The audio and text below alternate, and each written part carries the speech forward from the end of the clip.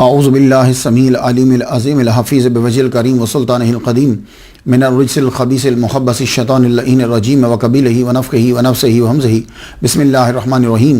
تمام نبیوں کے سردار حضرت محمد صلی اللہ علیہ وآلہ وسلم اور تمام مذاہب کے سردار دین اسلام کے پیروکاروں، سلام علیکم، طبتم، برکتیں اور رحمتیں آپ پر۔ حضرت رحمت ربی گفتگو جو ہے وہ 100 پر پہنچ گئی۔ سرنامہ کلام جس ہستی کو بنایا ہے حضرت سیدہ البتول فاطمۃ الزہرا علیہ السلام ہے۔ سبحانک اللہم و بحمدک لا الہ الا انت استغفرک و اتوب الیک۔ اللہم صلی علی سیدنا محمد و ابا محمد و آل محمد و صحاب محمد و بارک وسلم۔ جو اللہ کا شریک ٹھہرائے وہ مشرک، اور جو محمد مصطفیٰ صلی اللہ علیہ وآلہ وسلم کی توہین کرے وہ کافر۔ شیطان وہ پہلا توحید پرست عابد و زاہد تھا کہ جس نے نبی کی توہین کی۔ صرف اتنا ہی کہا کہ میں نبی سے بہتر ہوں، اللہ تعالیٰ نے اس کو کافر قرار دیا اور قیامت تک کے لیے اس پر لعنت۔ اللہ تعالیٰ ہمیں شرک سے بھی بچائے اور نبی کی توہین سے بھی بچائے۔ حضرت رحمت ربی گفتگو 100 پر پہنچی۔ ہم نے بی بی فاطمۃ الزہرا رضی اللہ تعالیٰ عنہا کو اس نمبر پہ کیوں رکھا؟ اس کی وجہ یہ ہے بہت سی وجوہات میں سے کہ انہی کے بیٹوں امام حسن و حسین سے اولیاء کو فیض ملتا ہے، اور آگے فیض جو ہے وہ جاری ہوا۔ جو کام کہیں نہ بنتا ہو وہ بی بی فاطمۃ الزہرا رضی اللہ تعالیٰ عنہا کے در پہ بنتا ہے، کیونکہ آپ سید الاولیاء کی بیوی ہیں، سید الانبیاء کی بیٹی ہیں، اور سیدہ شباب اہل الجنہ جو ہیں ان کی والدہ ہیں۔ بی بی خدیجہ الکبریٰ رضی اللہ تعالیٰ عنہا اور آپ کی بیٹی بی بی فاطمۃ الزہرا رضی اللہ تعالیٰ عنہا تصوف کا منبع ہے۔ اس لنگر کا کیا کہنا کہ جس لنگر پہ مولا علی بھی کھا رہے ہیں، بی بی فاطمہ بھی کھا رہی ہیں، اور محمد مصطفیٰ صلی اللہ علیہ وآلہ وسلم بھی کھا رہے ہیں۔ اولیاء کی تاریخ میں جتنے لنگر خانے ہوں گے اور خانقاہیں ہوں گی، بی بی فاطمۃ الزہرا رضی اللہ تعالیٰ عنہا اور بی بی خدیجہ الکبریٰ رضی اللہ تعالیٰ عنہا کے کھانوں کے اور خانقاہ کے اور لنگر خانے کے برابر نہیں ہوں گی۔ حضرت بی بی فاطمۃ الزہرا رضی اللہ تعالیٰ عنہا آپ کی تاریخ ولادت جو ہے وہ 606 عیسوی ہے، اور تاریخ وصال آپ کی 632 عیسوی ہے۔ آج 2016 میں 1384 سال ہو چکے ہیں آپ کو دنیا سے گئے ہوئے۔ آپ کا مزار جنت البقیع میں، مدینہ المنورہ، موجودہ ملک سعودی عرب۔ میں نے اس کی زیارت کی ہے۔ اگر آپ پرانی پکچر دیکھیں تو وہاں پہلے مزار ہوتا تھا، پھر مزارات جو ہیں وہ گرا دیے گئے۔ عظیم سند کے ساتھ عظیم پیام پہلے سماعت کر لیجئے۔ امام رضا علیہ السلام اپنے والد موسیٰ کاظم سے بیان کرتے ہیں، موسیٰ کاظم اپنے والد گرامی امام جعفر صادق سے بیان کرتے ہیں، وہ اپنے والد گرامی امام محمد الباقر سے بیان کرتے ہیں، وہ اپنے والد گرامی امام زین العابدین سے بیان کرتے ہیں، وہ اپنے والد گرامی امام حسین علیہ السلام سے بیان کرتے ہیں، وہ اپنے والد گرامی مولا علی شیر خدا سے بیان کرتے ہیں۔ انہوں نے حضور صلی اللہ علیہ وآلہ وسلم سے سنا، حضور فرماتے ہیں کہ ایمان کیا ہے؟ الایمانو، ایمان جو ہے یہ معرفت بالقلب، قول باللسان، عمل بالارکان۔ تو دیکھ لیجئے، ایمان جس کو میں سادہ لفظوں میں یوں کہہ سکتا ہوں کہ آپ کے زبان سے اقرار کرنے، دل سے تصدیق کرنے، اور پھر اعضاء سے عمل کر کے دکھانے کا نام جو ہے وہ ایمان ہے۔ سیرت کی طرف بڑھنے سے پہلے ہم نام سے برکت حاصل کرنا چاہتے ہیں۔ آپ کے ساتھ سیدہ کا لفظ آتا ہے، یہ سید کا مؤنث ہے۔ یہ ٹائٹل حضور صلی اللہ علیہ وآلہ وسلم نے آپ کو عطا فرمایا۔ مسند امام احمد میں اور حاکم نے بھی بیان کیا ہے، اور طبرانی کے اندر بھی ہے۔ ابو سعید خدری رضی اللہ تعالیٰ عنہ روایت کرتے ہیں، فاطمہ تو سیدۃ نساء اہل الجنہ الا مریم۔ حضور صلی اللہ علیہ وآلہ وسلم کا یہ فرمان ہے۔ تو سیدہ جب حضور نے کہہ دیا تو اب یہ حضور کی طرف سے ٹائٹل آپ کو ملا، الا مریم، چونکہ مریم علیہ السلام اس لحاظ سے افضل ہیں کہ آپ کا بیٹا نبی بنا ہے۔ البتول، یہ البتول جو ہے یہ عربی زبان کا لفظ ہے۔ معنی اس کا جو لیا جاتا ہے وہ تارک الدنیا لیا جاتا ہے، قطع کرنے والا۔ اس کا معنی ویسے کنواری بھی ہوتا ہے۔ آپ کو دنیا سے رغبت نہ تھی، اس لیے آپ کو یہ ٹائٹل بتول دیا گیا کہ آپ گھر کا کام، فرائض اور نوافل یہ ادا کرنے کے بعد بھی آپ اللہ تعالیٰ کی عبادت میں مصروف رہتی تھی۔ اور یہ بڑی بات ہے، ہم عبادت سمجھتے ہیں کہ فرائض کو ادا کر دینا، آپ سارے کام کر کے پھر بھی اللہ تعالیٰ کی یاد میں لگی رہتی۔ تو دنیا کی طرف آپ کا لگاؤ کم تھا، اللہ کی عبادت میں لگاؤ زیادہ تھا، آپ کو ٹائٹل بطول دے دیا گیا۔ ایک لفظ آپ کے ساتھ آتا ہے زہرا، را کے بعد الف ہے، اس کا معنی ہوتا ہے چمکیلا۔ یہی بی بی فاطمہ تو زہرا رضی اللہ تعالی عنہا کے ساتھ آتا ہے، آپ کے نام کے ساتھ آتا ہے۔ لأنہا زہراء المصطفیٰ، یہ چمک ہے محمد مصطفیٰ صلی اللہ علیہ وآلہ وسلم کی۔ ایک تلفظ زہرا بھی ہے، را کے بعد گولتا، تو گولتا جو ہوتی ہے زہرا، اس کا معنی ہوتا ہے ناہید، اور وہ ستارہ جو تیسرے آسمان پر ہوتا ہے اس کو زہرا کہتے ہیں۔ ایک تلفظ جو ہے وہ زہراتن ہے، یعنی زا کے اوپر زبر ہے اور آخر میں گولتا ہے، تو یہ فارسی زبان کا لفظ ہے، اس کا معنی ہوتا ہے پتا۔ بعد میں زہرا دلیری کے معنی میں استعمال ہونے لگا، بہادری کے معنی میں استعمال ہونے لگا، تو اصل کیا ہوگا؟ فاطمہ تو زہرا، را کے بعد الف ہوگا جو بی بی فاطمہ کے ساتھ آتا ہے، معنی چمکیلا۔ فاطمہ، فاطمہ کا ایک مادہ الفتم ہے، یہ بھی بیان کیا جاتا ہے، معنی قطع، قاطع۔ فطم الصبیو یہ کہا جاتا ہے، یہ جب بچے کا دودھ چھڑایا گیا تو فطم الصبیو کہا جاتا ہے۔ تو دارمی کی ایک روایت پڑھنے کے بعد معلوم ہوتا ہے کہ آپ کا نام جو فاطمہ رکھا گیا ہے، یہ اللہ تعالیٰ کی طرف سے یہ نام آپ کو عطا کیا گیا۔ تاریخ بغدادی کے اندر ہے، صفحہ 331، کنز الامال جلد 12 صفحہ 109 کے اوپر ہے۔ ان علی قال انما سمیت فاطمۃ لان اللہ فاطمہ عن النار، یہ فطمہ الصبیو کے اندر جو مفہوم ہے نا، وہی فاطمہ کے اندر بھی ہے۔ یہ دیکھیے، لأن اللہ فاطمہ عن النار، کہ آگ سے ان کو دور کر دیا۔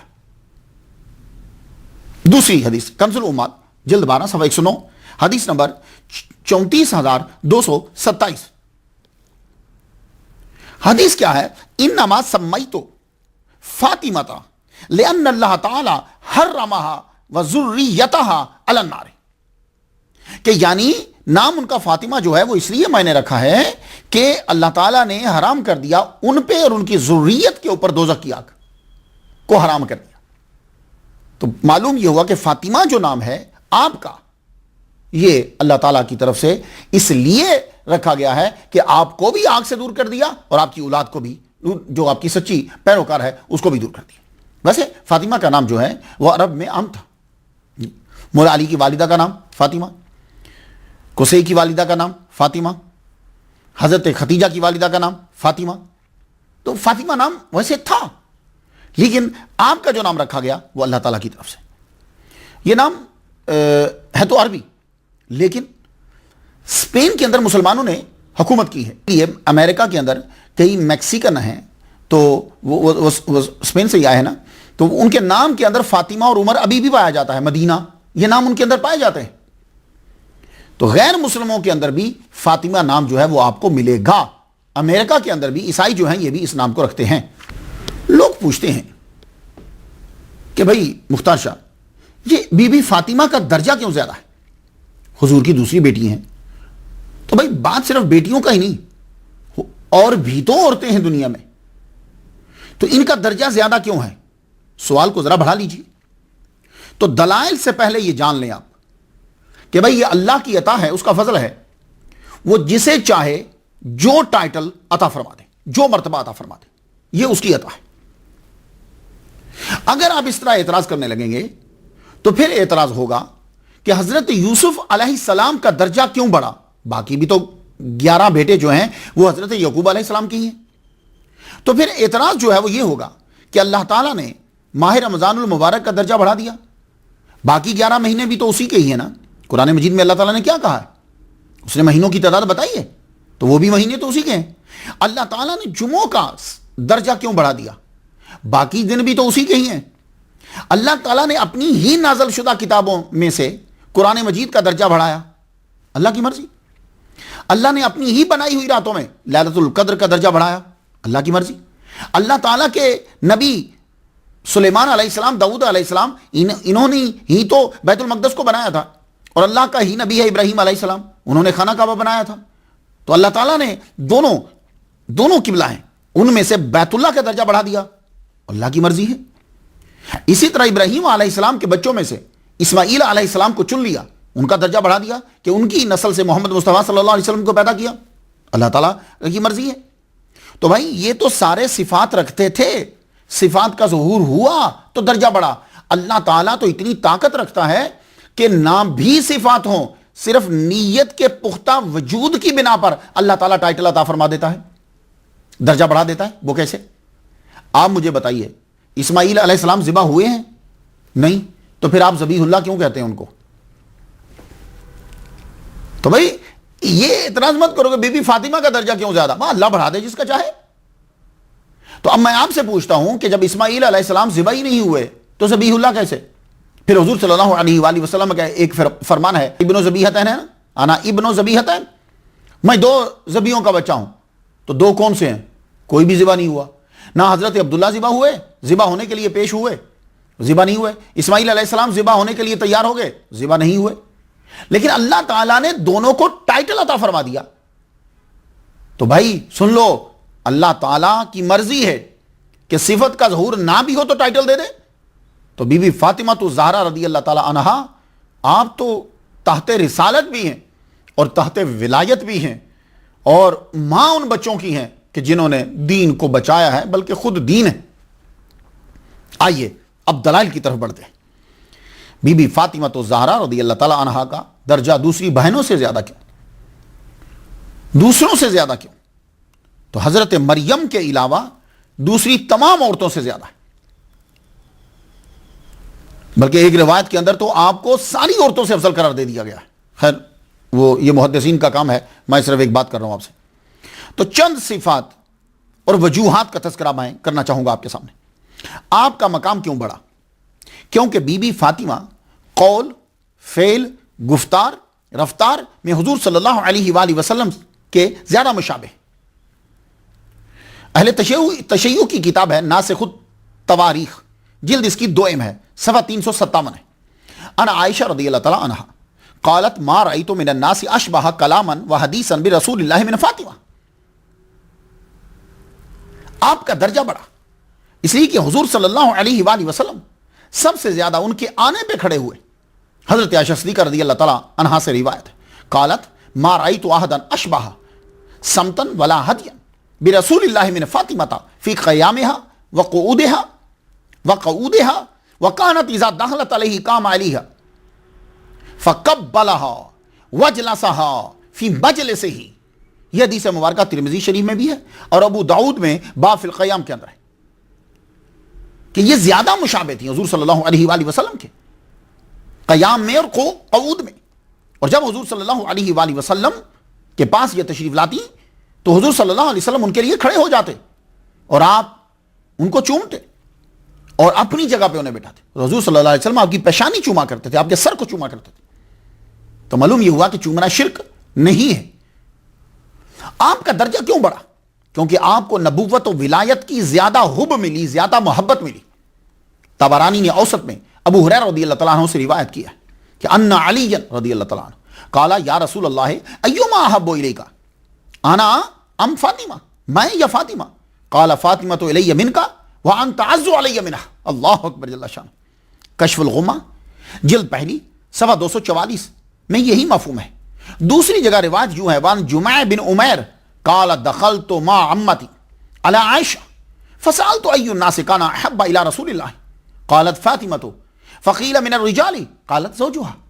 تو میں نے ان سے پوچھا کہ حضور کو زیادہ محبوب کون ہے؟ آپ نے فرمایا فاطمہ۔ کہا مردوں میں سے؟ کہا ان کے خاوند۔ آپ کا درجہ زیادہ کیوں ہے؟ آپ حضور صلی اللہ علیہ وآلہ وسلم کی امتی عورتوں کی سردار ہیں۔ طبرانی نے سکر رجال کے ساتھ یہ حدیث بیان کی ہے۔ ابو ہریرہ رضی اللہ تعالیٰ عنہ روایت کرتے ہیں، حضور صلی اللہ علیہ وسلم نے فرمایا ان ملکا من السماء لم یکن زارنی فاستاذن اللہ فی زیارتی اخبرنی ان فاطمہ سیدۃ نساء امتی۔ ایک فرشتہ آسمان سے آیا جس نے کبھی میری زیارت نہیں کی تھی، اللہ تعالیٰ سے اسپیشل اجازت لی میری زیارت کرنے کی، تو اخبرانی اس نے مجھے بتایا کہ فاطمہ الزہرا رضی اللہ تعالیٰ عنہ جو ہیں وہ میری امت کی عورتوں کی سردار ہیں۔ دالمی کی روایت کچھ یوں ہے، حضور صلی اللہ علیہ وسلم نے فرمایا یا فاطمہ تو اما تردینا ان تاتی یوم القیامت سیدۃ نساء المؤمنین، کیا آپ اس بات پہ راضی نہیں ہیں کہ قیامت کے دن آپ کی آمد مومنات کی سردار کی حیثیت سے ہو؟ اس لیے آپ کا درجہ بڑھا. آپ کا درجہ بڑھا کیونکہ آپ کو حضور نے جنتی عورتوں کی سردار کہا ہے. ابھی سید خدری رضی اللہ تعالیٰ عنہ سے روایت ہے, یہ حدیث جو ہے مسند امام احمد میں ہے, حاکم نے بیان کی, طبرانی میں بھی ہے. فاطمہ سیدۃ نساء اہل الجنۃ الا مریم, حضرت بی بی مریم کے علاوہ فاطمہ اہل جنت کی جو عورتیں ہیں ان کی سردار ہیں.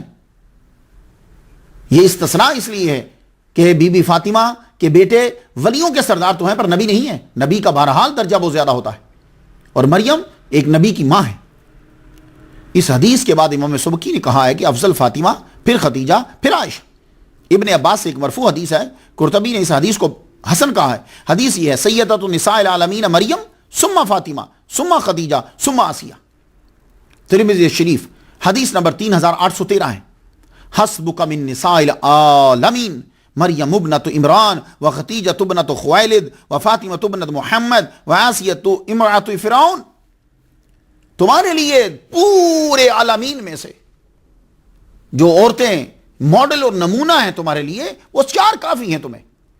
اب تمہیں نمونہ اور ماڈل بنانے کے لیے کسی اور عورت کو دیکھنے کی ضرورت نہیں ہے, کسی ایکٹریس کو, کسی اور کو. یہ 4 کا حسبوں کا کافی ہیں تمہارے لیے. تمہیں زندگی گزارنی ہے تو حضرت مریم کو دیکھو, تمہیں زندگی گزارنی ہے حضرت خدیجہ کو دیکھو, تمہیں زندگی گزارنی ہے حضرت فاطمہ کو دیکھو, تمہیں زندگی گزارنی ہے تو حضرت آسیہ کو دیکھو. تمہاری اے عورتوں, تمہیں تمہاری زندگی کے لیے ان کی 4 کی زندگیوں میں چیزیں مل جائیں گی. تو خلاصہ یہ ہوا کہ سب سے افضل حضرت مریم, پھر حضرت فاطمہ, پھر حضرت خدیجہ, پھر حضرت آسیہ. بھائی یہ وہ گفتگو ہے جو محدثین کی ہے, میری گفتگو نہیں, کیونکہ میرا وہ درجہ نہیں ہے. تو ہمارے نظر میں تو اب گفتگو حضرت بی بی فاطمہ کی جاری ہے, تو سماعت کیجیے. شرح جمع الجوامع میں آپ کو سب سے افضل ٹھہرایا گیا ہے, مگر میرا موقف یہ ہے کہ عقلی دلائل کی نسبت نص زیادہ جو ہے وہ وقت رکھتی ہے. آپ کا درجہ بڑھا کیونکہ آپ کو اذیت دینا حضور کو اذیت دینا ہے, اس لیے آپ کا درجہ بڑھا. حدیث مبارکہ سماعت کیجیے, مستدرک جلد پہلی صفحہ 159 پر ہے.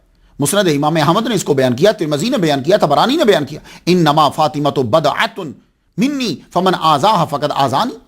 بدعۃ میرا ٹکڑا ہے, میرے جسم کا حصہ ہے, جس نے ان کو اذیت دی اس نے مجھے اذیت دی. بخاری شریف میں کچھ یوں ہے, مسور بن مخرمہ رضی اللہ تعالیٰ عنہ سے روایت, قال فاطمۃ بدعۃ منی فمن اغضبها فقد اغضبنی. وہ میرے جسم کا حصہ ہیں, جنہوں نے ان کو غضبناک کیا اس نے مجھے غضبناک کی, مجھے غصہ دلایا. آپ کا درجہ اس لیے بڑھا کہ آپ کی رضا اللہ کی رضا, آپ کا غصہ اللہ کا غصہ ہے. طبرانی نے کہا اس حدیث کی سند جو ہے وہ حسن ہے. حدیث سنیں, قال رسول اللہ صلی اللہ علیہ وسلم لفاطمہ ان اللہ یرضی لرضاکی. اللہ تعالیٰ تیری جس پہ تو راضی رب اس پہ راضی, اور جس پہ تو غصے رب اس پہ غصے. ترمذی شریف کی ایک حدیث ہے, قال لعلی و فاطمہ والحسن والحسین انا حرب لمن حاربہم وسلم لمن سالمہم. میری اس سے جنگ جس سے ان کی جنگ, جس نے ان کے ساتھ جنگ کی میری اس سے جنگ ہے, اور جس نے ان کے ساتھ جو ہے وہ صلح کی میری بھی اس کے ساتھ صلح ہے, میری بھی سلامتی کا اعلان. اللہ اکبر جل شان. آپ کا درجہ بڑھا کیونکہ آپ کے خامند کو سید اور صالح کہا گیا ہے. دائلمی نے حدیث بیان کی ہے, 7657 نمبر حدیث ہے. عن ابن مسعود رضی اللہ تعالیٰ عنہ قال لفاطمہ زوجک سید فی الدنیا وانہ فی الآخرۃ لمن الصالحین. بی بی فاطمہ سے یہ کہا کہ زوجک, تیرا خامند جو ہے وہ سید ہے دنیا میں اور آخرت میں وہ صالحین میں سے. آپ کا درجہ بڑھا کیونکہ آپ شیر خدا اور باب العلم کی زوجہ بنی. آپ کا درجہ بڑھا کیونکہ دین اسلام اور مسلمانوں کو بچانے کے لیے آپ کے دونوں بچوں حسن و حسین, حسنین نے جو ہے وہ قربانیاں دی. آپ کا درجہ بڑھا کیونکہ امام مہدی جو آئیں گے وہ بھی آپ کے بیٹے امام حسن کی اولاد میں سے ہوں گے, جن کے پیچھے حضرت عیسیٰ علیہ السلام جو ہے وہ نماز فجر کی ادا کریں گے. آپ کا مقام زیادہ ہے کیونکہ انا اعطیناک الکوثر کی ایک تفسیر آپ ہیں. حضور صلی اللہ علیہ وآلہ وسلم کی بنات میں آپ ہی ہیں جو تحت رسالت بھی ہیں اور تحت ولایت بھی ہیں. تحت رسالت ہیں یعنی سید الانبیاء کی بیٹی ہیں, تحت ولایت ہیں یعنی سید الاولیاء مولا علی شیر خدا کی زوجہ محترمہ ہیں. آپ کا مقام زیادہ ہے کیونکہ اہل سنت والجماعت میں آپ سے زیادہ حدیثیں روایت ہیں بنسبت دوسری بہنوں کے. 18 حدیث جو ہیں وہ روایت. امام دارقطنی نے آپ کی روایت کردہ حدیث، آپ کی شان کی حدیث جو ہیں وہ اکٹھی کر کے انہوں نے ایک رسالہ بنایا، اس کا نام ہی رکھا مسند فاطمہ. آپ کا مقام زیادہ، کیونکہ آپ ہیں کہ جن کا جنازہ سب سے پہلے جنازہ بھی چھپا کر جو ہے وہ لایا گیا. آپ کا مقام بڑا، کیونکہ آپ کے ہوتے ہوئے اسرائیل علیہ السلام بھی جو ہیں وہ پہلے اجازت طلب کرتے ہیں تب اندر آتے. آپ کا درجہ بڑا، کیونکہ حضور صلی اللہ علیہ وسلم نے آپ کو اور آپ کی اولاد کو بشارت دی جنت کی. کنز الامال میں جلد 12 صفحہ 101. طبرانی میں ابن عباس رضی اللہ تعالیٰ عنہما سے روایت ہے کہ کنز الامال جلد 12 صفحہ 101 طبرانی میں حضور صلی اللہ علیہ وسلم نے فرمایا فاطمہ الزہرا رضی اللہ تعالیٰ عنہ سے کہ اللہ تعالیٰ جو ہے وہ نہ تجھے عذاب دے گا اور نہ تیری اولاد کو آگ کا عذاب دے گا. کچھ گفتگو سمجھ میں آئی؟ میں بڑی تیزی کے ساتھ جو ہے وہ آپ کو بتا گیا کہ لوگ یہ پوچھتے ہیں کہ بی بی فاطمہ کا درجہ کیوں بڑھا، تو میں نے آپ کو بتا دیا کہ اللہ تعالیٰ کسی کو بھی کوئی درجہ دے دے، کوئی روک نہیں سکتا، لیکن آپ کے اندر یہ صفات ہیں کہ آپ کا درجہ دوسروں سے زیادہ بڑھا. اب گفتگو کو تھوڑا سا تاریخ میں لے چلیں. محمد مصطفیٰ صلی اللہ علیہ وآلہ وسلم انبیاء کے سردار نے، قریش کی عورتوں کی سردار، جن کو پاکیزگی کی وجہ سے الطاہرہ کا لقب دیا جاتا تھا، پکارا جاتا تھا، اور دولت کی وجہ سے ملکۃ العرب کہا جاتا تھا، یعنی حضرت خدیجۃ الکبریٰ علیہ السلام سے شادی کی 596 عیسوی میں، جس کا ابھی 2016 جا رہا ہے. اللہ تعالیٰ نے ایک بیٹا عطا فرمایا، نام رکھا قاسم. 1 سال 5 ماہ کے بعد وہ فوت ہو گئے. 601 میں اللہ نے ایک بیٹی عطا فرمائی، نام رکھا زینب. پھر 604 میں دوسری اللہ تعالیٰ نے بیٹی عطا فرمائی، نام رکھا رقیہ. ان کے 1 سال بعد حضرت ام کلثوم کی 605 میں ولادت ہوئی. ان کے 1 سال بعد 606 میں اللہ تعالیٰ نے ایک چاند سی بیٹی عطا فرمائی جس کا نام رکھا فاطمہ. اللہ اکبر جل شانہ. میں یہاں ایک بات عرض کرنا چاہتا ہوں. ہمارے جو مورخین ہیں اور کچھ محدثین بھی، انہوں نے پتہ نہیں کیوں کم عمری بیان کرنے پہ بڑا زور دیا ہے. سرکار کی بیوی ہو یا سرکار کی بیٹی ہو، کم عمری بیان کرنے میں زور لگا دیا، اور ہمارے لوگوں نے ماننے میں. یہاں ایک چینل ہے، لوگ اسے سنتے ہیں، کئی دن تک اس چینل کے اوپر حضور صلی اللہ علیہ وسلم کی بیوی عائشہ کی عمر کے اوپر تبصرہ ہوتا رہا، اور وہ بار بار ہماری کتابوں کے حوالے دے کر ہمارے نبی کی توہین کرتا رہا. تو میں نے کہا یار، تم لوگ ایک تاریخی تسامح کو قبول نہیں کرتے کہ یہ غلطی ہو گئی ہے، اس کے علاوہ تم بڑی بڑی حدیث کی کتابوں کو ضعیف قرار دیتے ہو، ضعیف قرار دے دے کے نکالتے جاتے ہو. یہ ایک تاریخی تسامح قبول نہیں کرتے. نبی کی بیٹیوں، نبی کی بیویوں پہ جو الزام ہوتا ہے، نبی کی توہین ہوتی ہے، وہ سن لیتے ہو. اپنی تاریخی تسامح کو قبول نہ کرنا. نبی کی بے عزتی ہو رہی ہے تو سن لینا، اور جبکہ وہ واضح تسامح ہوتا ہے تاریخ کی. کیونکہ عمریں صحیح بیان نہیں، میں 100 بیان کر چکا ہوں. آپ بلیو کریں گے کہ تیاری کرتے ہوئے سب سے زیادہ ٹائم جو حصہ لیتا ہے وہ یہ عمر کا حصہ لیتا ہے. کیوں؟ اس لیے کہ عمریں صحیح بیان ہی نہیں، اندازے سے بیان کی جاتی. بی بی عائشہ کی عمر 9 سال تھی، ان کی عمر جو ہے وہ یہ تھی. عمریں چھوٹی کرنے کا جیسے پتہ نہیں ایک بھوت سا سوار ہے کہ چھوٹی عمریں بیان کرنی ہیں، جبکہ دلائل موجود ہے. نبی کی عزت و ناموس روایت سے زیادہ عزیز ہے ہمیں. بڑے بڑے فرامین موضوع و ضعیف کہہ کر یکسر مسترد کر دیے جاتے ہیں، مگر روایت کی تاریخ میں شک نہیں کریں گے. نبی کی توہین اور اہل بیت کی توہین سنتے رہیں گے. تو میں ایسا نہیں کروں گا. میں تاریخ کو غلط قرار دے سکتا ہوں، پر میں اہل بیت کی توہین نہیں سن سکتا، نبی کی توہین نہیں میں سن سکتا. تاریخ غلط ہو سکتی ہے، تاریخ پیدائش، تاریخ یہ اکثر غلط ہوتی ہے، ان سے چھوڑیے. ابھی آپ جائیے پاکستان میں جو کارڈ بن رہے ہیں، 1960 سے پہلے کا ریکارڈ ہی نہیں ہے آپ کے پاس. جس بندے کی عمر اس وقت 50-60 سال ہے، اس کی دادی اور امی کا تاریخ پیدائش صحیح نہیں ہوگی. تو یار صرف 50-60 سال پہلے تمہاری تاریخ پیدائش غلط ہو رہی ہے، امی بہت چھوٹی ہو رہی ہے یا امی بہت بڑی ہو رہی ہے، تو اتنے سالوں پہلے تم کیسے پرفیکٹ بیان کر دیتے ہو؟ سیدہ فاطمہ الزہرا رضی اللہ تعالیٰ عنہ 606 کے اندر آپ کی ولادت ہے. کیوں؟ بعض کے واقعات جو ہیں وہ یہ ثابت کرتے ہیں. اب میری گفتگو میں سنتے چلے جائیے. اللہ تعالیٰ نے حضرت محمد مصطفیٰ صلی اللہ علیہ وآلہ وسلم کو بی بی خدیجہ کے بطن سے 4 بیٹیاں جو ہیں وہ عطا فرمائیں. عقیدہ کی مضبوطی کے لیے چند حوالے میں آپ کو اہل تشیع کی کتب سے دینا چاہتا ہوں. اصول کافی یہ امام زمان کی منظور شدہ کتاب ہے، جلد پہلی صفحہ 439، مطبوعہ ایران ہے۔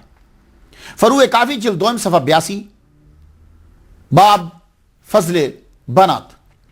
تہذیب الاحکام جلد 8ویں صفحہ 161۔ الاستبصار جلد پہلی صفحہ 245، کتاب الجنائز۔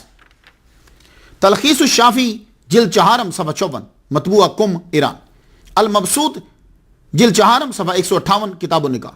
بہار الانوار جلد 22 صفحہ 166، مطبوعہ ایران۔ حیات القلوب جلد دوئم۔ عبارت حیات القلوب کی یہ ہے: دختراں حضرت 4 نفر بودند و ہما از ختیجہ، 51واں باب ہے یہ۔ میرات العقول جلد 5ویں صفحہ 180، مطبوعہ تہران۔ تنقیح المقال فی علم الرجال جلد 100 صفحہ 77۔ ناسخ التواریخ جلد پہلی صفحہ 164۔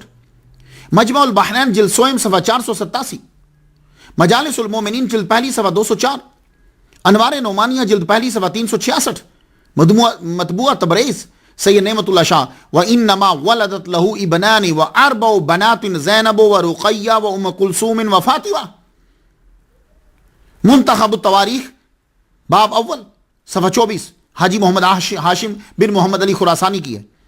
تفسیر مجموع البیان جلد 2 صفحہ 333۔ فیض الاسلام شرح نہج البلاغہ، چہاردہ معصوم جلد پہلی صفحہ باب پنجم صفحہ 224، مطبوعہ تہران۔ مناقب آل ابی طالب جلد پہلی صفحہ 161۔ محمد بن علی بن شہر اشوق، تاریخ یعقوبی صفحہ 20 جلد 2۔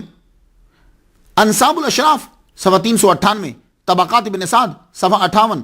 کتاب الخصال صفحہ 375۔ سیرت ابن ہشام جلد پہلی صفحہ 190۔ تو سب کتب میں بنیادی طور پر جو ہے وہ یہ بات تحریر ہے کہ حضرت ختیجۃ الکبریٰ سے محمد مصطفیٰ صلی اللہ علیہ وآلہ وسلم کی 4 بیٹیاں ہیں۔ اب میں جو سب سے بڑی معتبر کتاب ہے اصول کافی، اس کی عبارت پڑھنا چاہتا ہوں۔ وَتَزَوَّجَ خَتِیجَةَ وَهُوَ ابْنُ 29 سَنَةً فَوُلِدَ مِنْهَا قَبْلَ مَبْعَثِهِ الْقَاسِمُ وَرُقَيَّةُ وَزَيْنَبُ وَأُمُّ كُلْثُومٍ وَوُلِدَ لَهُ بَعْدَ الْمَبْعَثِ الطیب والطاہر والفاطمہ علیہ السلام۔ اصول کافی جلد 2 صفحہ 439۔ تنقیح المقال جلد 2 صفحہ 79۔ ان کتب الفریقین مشحونۃ بانها ولدت للنبی 4 بنات زینب وام کلثوم وفاطمہ ورقیہ۔ تو یہاں مجھے ترتیب بتانا مقصود نہیں ہے، مجھے صرف آپ کو عبارات سے یہ بتلانا مقصود ہے کہ اہل تشیع کی سب سے معتبر کتاب جس کو امام زمان جو ہیں انہوں نے منظور کر دیا ہے، اس میں یہ لکھا ہے کہ حضرت بی بی ختیجہ سے 4 بیٹی ہیں۔ بی بی فاطمہ تو زہرا کی ولادت ہوئی۔ تو عرب میں رواج کیا تھا؟ رواج یہ تھا کہ بچے کو بھیج دیا جاتا تھا دایا کے ساتھ، اور وہ دایا جو ہے وہ دودھ پلاتی تھی۔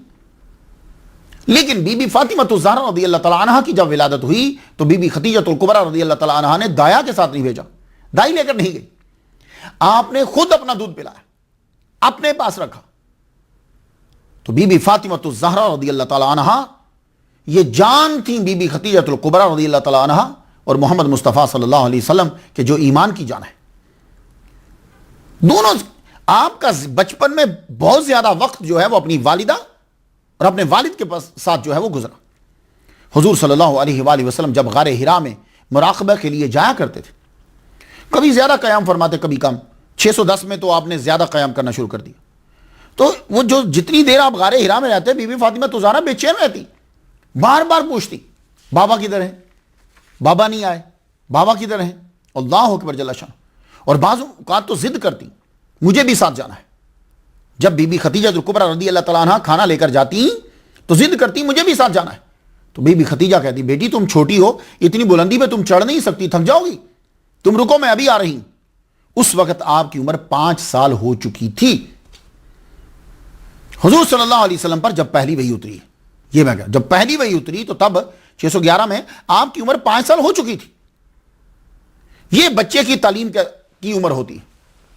ویسے تو ہمارے اسلام کے اندر جب بچہ پیدا ہو تو تعلیم شروع ہو جاتی ہے، لیکن جو دنیا نے عمر بنائی ہے وہ 4 سے 5 سال عمر بنائی۔ کیا کمال ہے اور کرم ہے کہ بی بی فاطمہ الزہرا رضی اللہ تعالیٰ عنہ کی جب عمر مبارک تعلیم حاصل کرنے کی شروع ہوئی تو وحی کا نزول شروع ہو گیا۔ اب حضور صلی اللہ علیہ وآلہ وسلم پر جو وحی اترتی تھی قرآن مجید نازل ہوتا تھا آپ گھر آ کر سناتے تھے، سب کو سناتے تھے جو جو یاد کرنے والا ملتا. تو بی بی فاطمہ تو زہرا رضی اللہ تعالیٰ عنہ کو جب علم حاصل کرنے کی عمر شروع ہوئی، ادھر سے تعلیم شروع ہو گئی. تو آپ نے سارا قرآن مجید جو یاد کیا ہے جتنا، وہ محمد مصطفیٰ صلی اللہ علیہ وآلہ وسلم سے یاد کیا ہے. اللہ اکبر جل شان.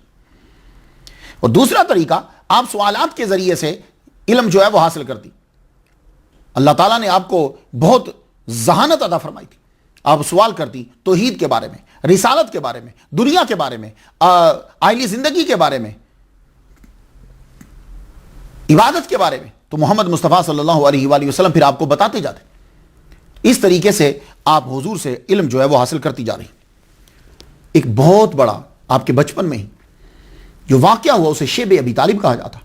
میں شیب ابی طالب بیان کر چکا ہوں. شیب ابی طالب جو ہے، اس کے اندر وہ دورانیہ بھی آیا کہ جب بچے بھوک سے، پیاس سے بلک اٹھے، فضا جو ہے وہ ان کے رونے سے بھر گئی. حالانکہ ابو بکر صدیق رضی اللہ تعالیٰ عنہ اور کچھ اور لوگ بھی وہ چوری چھپے کھانا پہنچاتے تھے اندر، لیکن چوری سے پہنچایا ہوا پورا کب ہوگا؟ وہ ختم ہو جاتا. اب اس کی ایک مثال میں آپ کو دیتا ہوں. شیب ابی طالب میں کیا ہوا، امام سہیلی نے اسے بیان کیا. میں ان کی قبر پر بھی فاتحہ میں نے پڑھی ہے جا کر. امام سہیلی جو ہیں وہ بیان کرتے ہیں، وہ کہتے ہیں سعد بن ابی وقاص یہ صرف حضور کی محبت میں شیب ابی طالب کے اندر تھے، ورنہ یہ اس معاہدہ کے اندر آتے نہیں ہیں. آپ کہتے ہیں کہ اتنی بھوک لگی کہ مجھے ایک ٹکڑا ملا، میں نے اس کو اچھی طرح پہلے دھویا. دھونے کے بعد چمڑے کے ٹکڑے کو میں نے آگ میں بھونا. بھونے کے بعد میں نے اس کو پیسا. پیسنے کے بعد اس کا آٹا بن گیا تو میں پانی میں ڈال کر پی گیا ستو کی طرح. اس سے اندازہ لگاؤ کہ شیب ابی طالب کے اندر کیا وقت گزرا. تو جب بڑوں پر یہ حالت تو چھوٹوں کی حالت کیا ہوگی؟ تو بیچارے بچے جو ہیں وہ روتے تھے. تو شیب ابی طالب کے اندر تمام مشکلات کو بی بی فاطمہ الزہرا رضی اللہ تعالی عنہا نے اپنی والدہ کے ساتھ برداشت کیا ہے. اللہ اکبر جل شان. اس لیے ہم نے تصوف میں بی بی خدیجہ اور حضرت بی بی فاطمہ کو خاص طور پر بیان کیا ہے کہ جو عورتیں چاہتی ہیں کہ ہم بھی تصوف اختیار کریں وہ ان دونوں کو پڑھیں، ان دونوں کو سنیں. ان کی زندگی جو ہے وہ تصوف کا منبع ہے. اللہ اکبر جل شانہ. تو شیب ابی طالب کی مشکلات کو بی بی فاطمہ الزہرا رضی اللہ تعالیٰ نے اپنی والدہ کے ساتھ جو ہے وہ برداشت کیا. شیب ابی طالب کے ختم ہونے کے 6 ماہ بعد حضرت ابو طالب کا وصال ہو گیا، اور 3 دن بعد، اور بقول ابن جوزی 5 دن کے بعد حضرت بی بی خدیجہ الکبریٰ رضی اللہ تعالیٰ عنہا کا وصال ہو گیا. بی بی فاطمہ الزہرا رضی اللہ تعالیٰ عنہ بہت روئیں اپنی ماما کے جانے پر، ان کے وصال پہ بہت روئیں. حضور صلی اللہ علیہ وآلہ وسلم جب ان کو دفنا کر واپس آئے تو رو رو کے پوچھتی تھی بابا اماں کہاں ہیں، بابا اماں کہاں ہیں. حضور بھی بچی کی باتوں کو سن کے رو پڑتے اور فرماتے بیٹی ماما تمہاری والدہ جنت میں اللہ تعالیٰ نے ان کو بڑا محل عطا فرما دیا جس کے اندر نہ کوئی شور نہ کوئی غم. اللہ اکبر. ان کے لیے محل ہے بیٹی، وہ بڑے سکون میں. اب گھر کا مسئلہ تھا.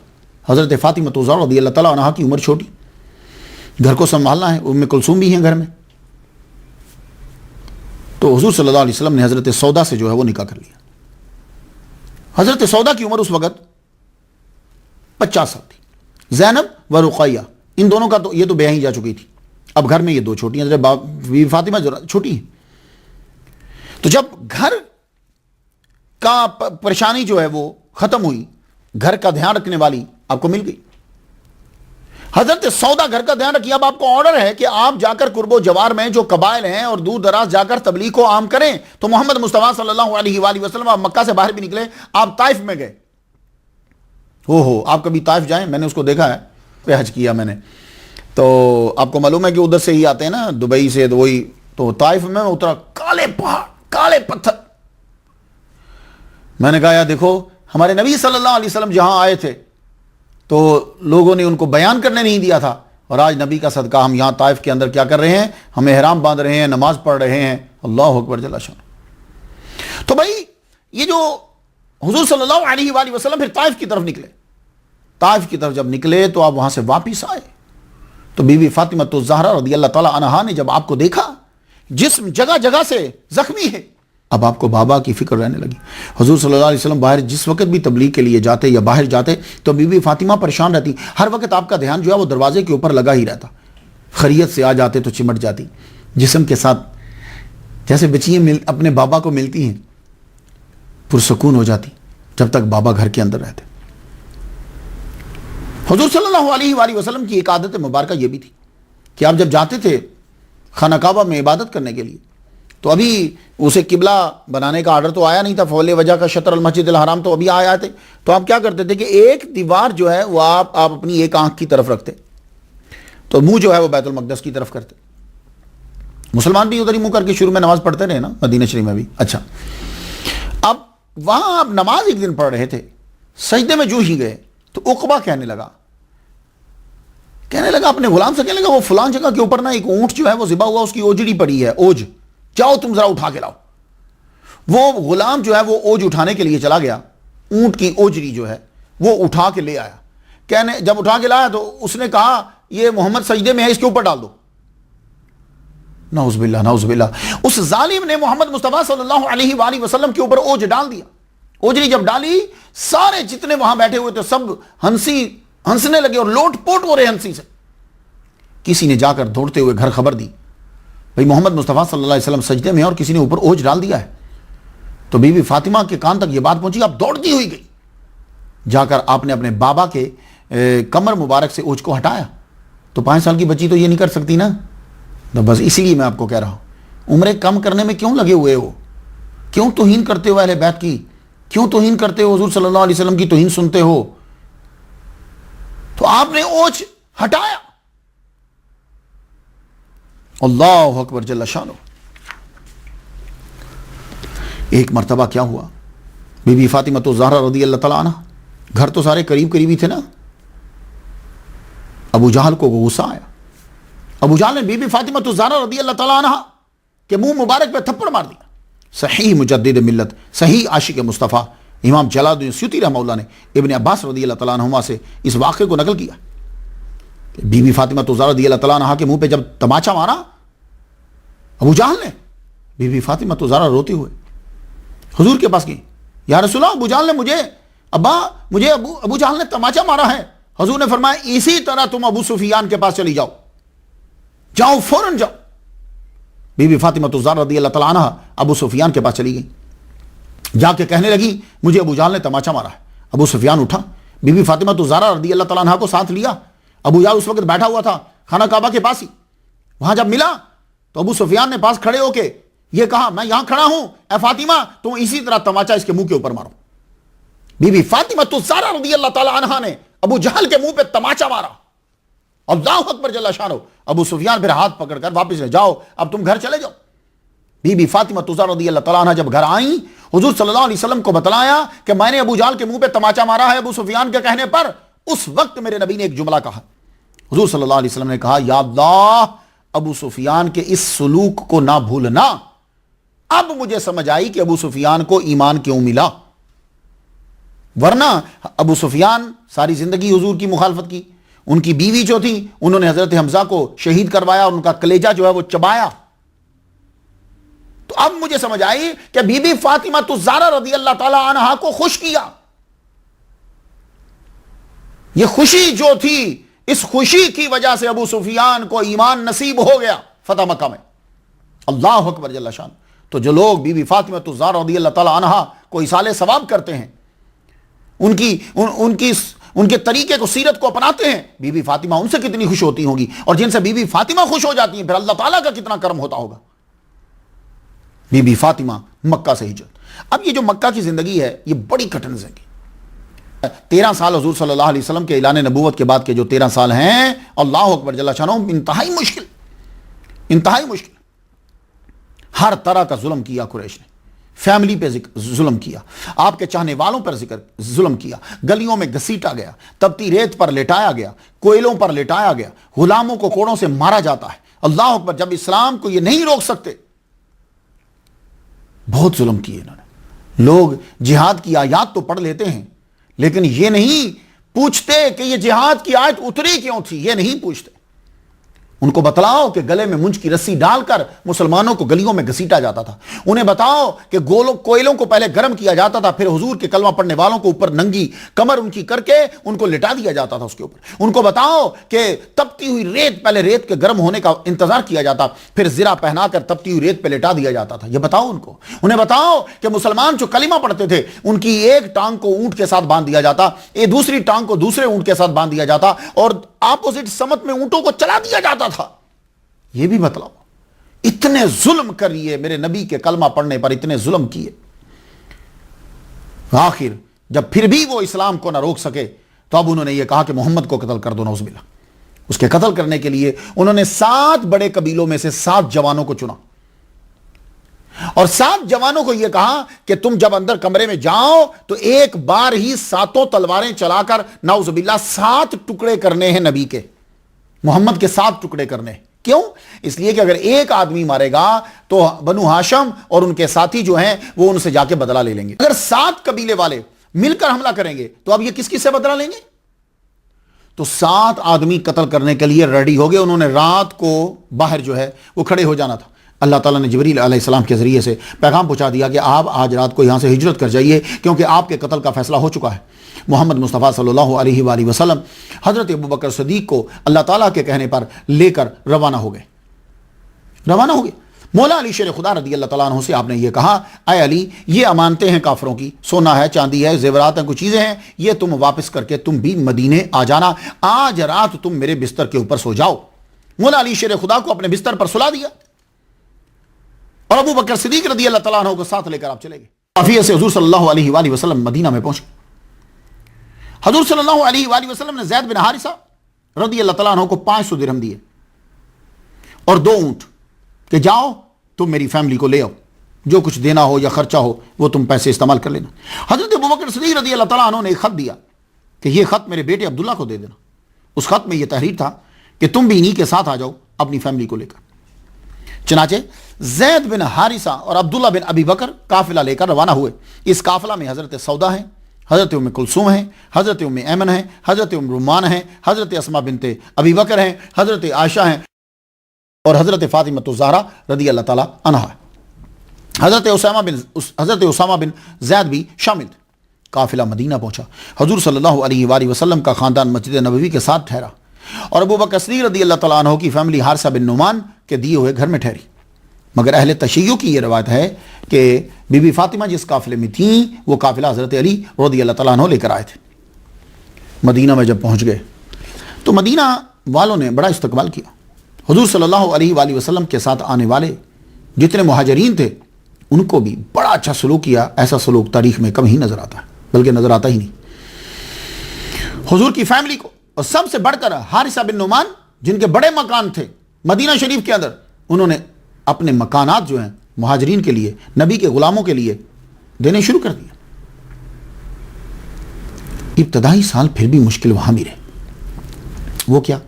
مہاجرین کی آبادکاری ہے, مسجد کا بنانا ہے, اور جو ارد گرد کے قبائل ہیں ان کے ساتھ معاہدے کرنے.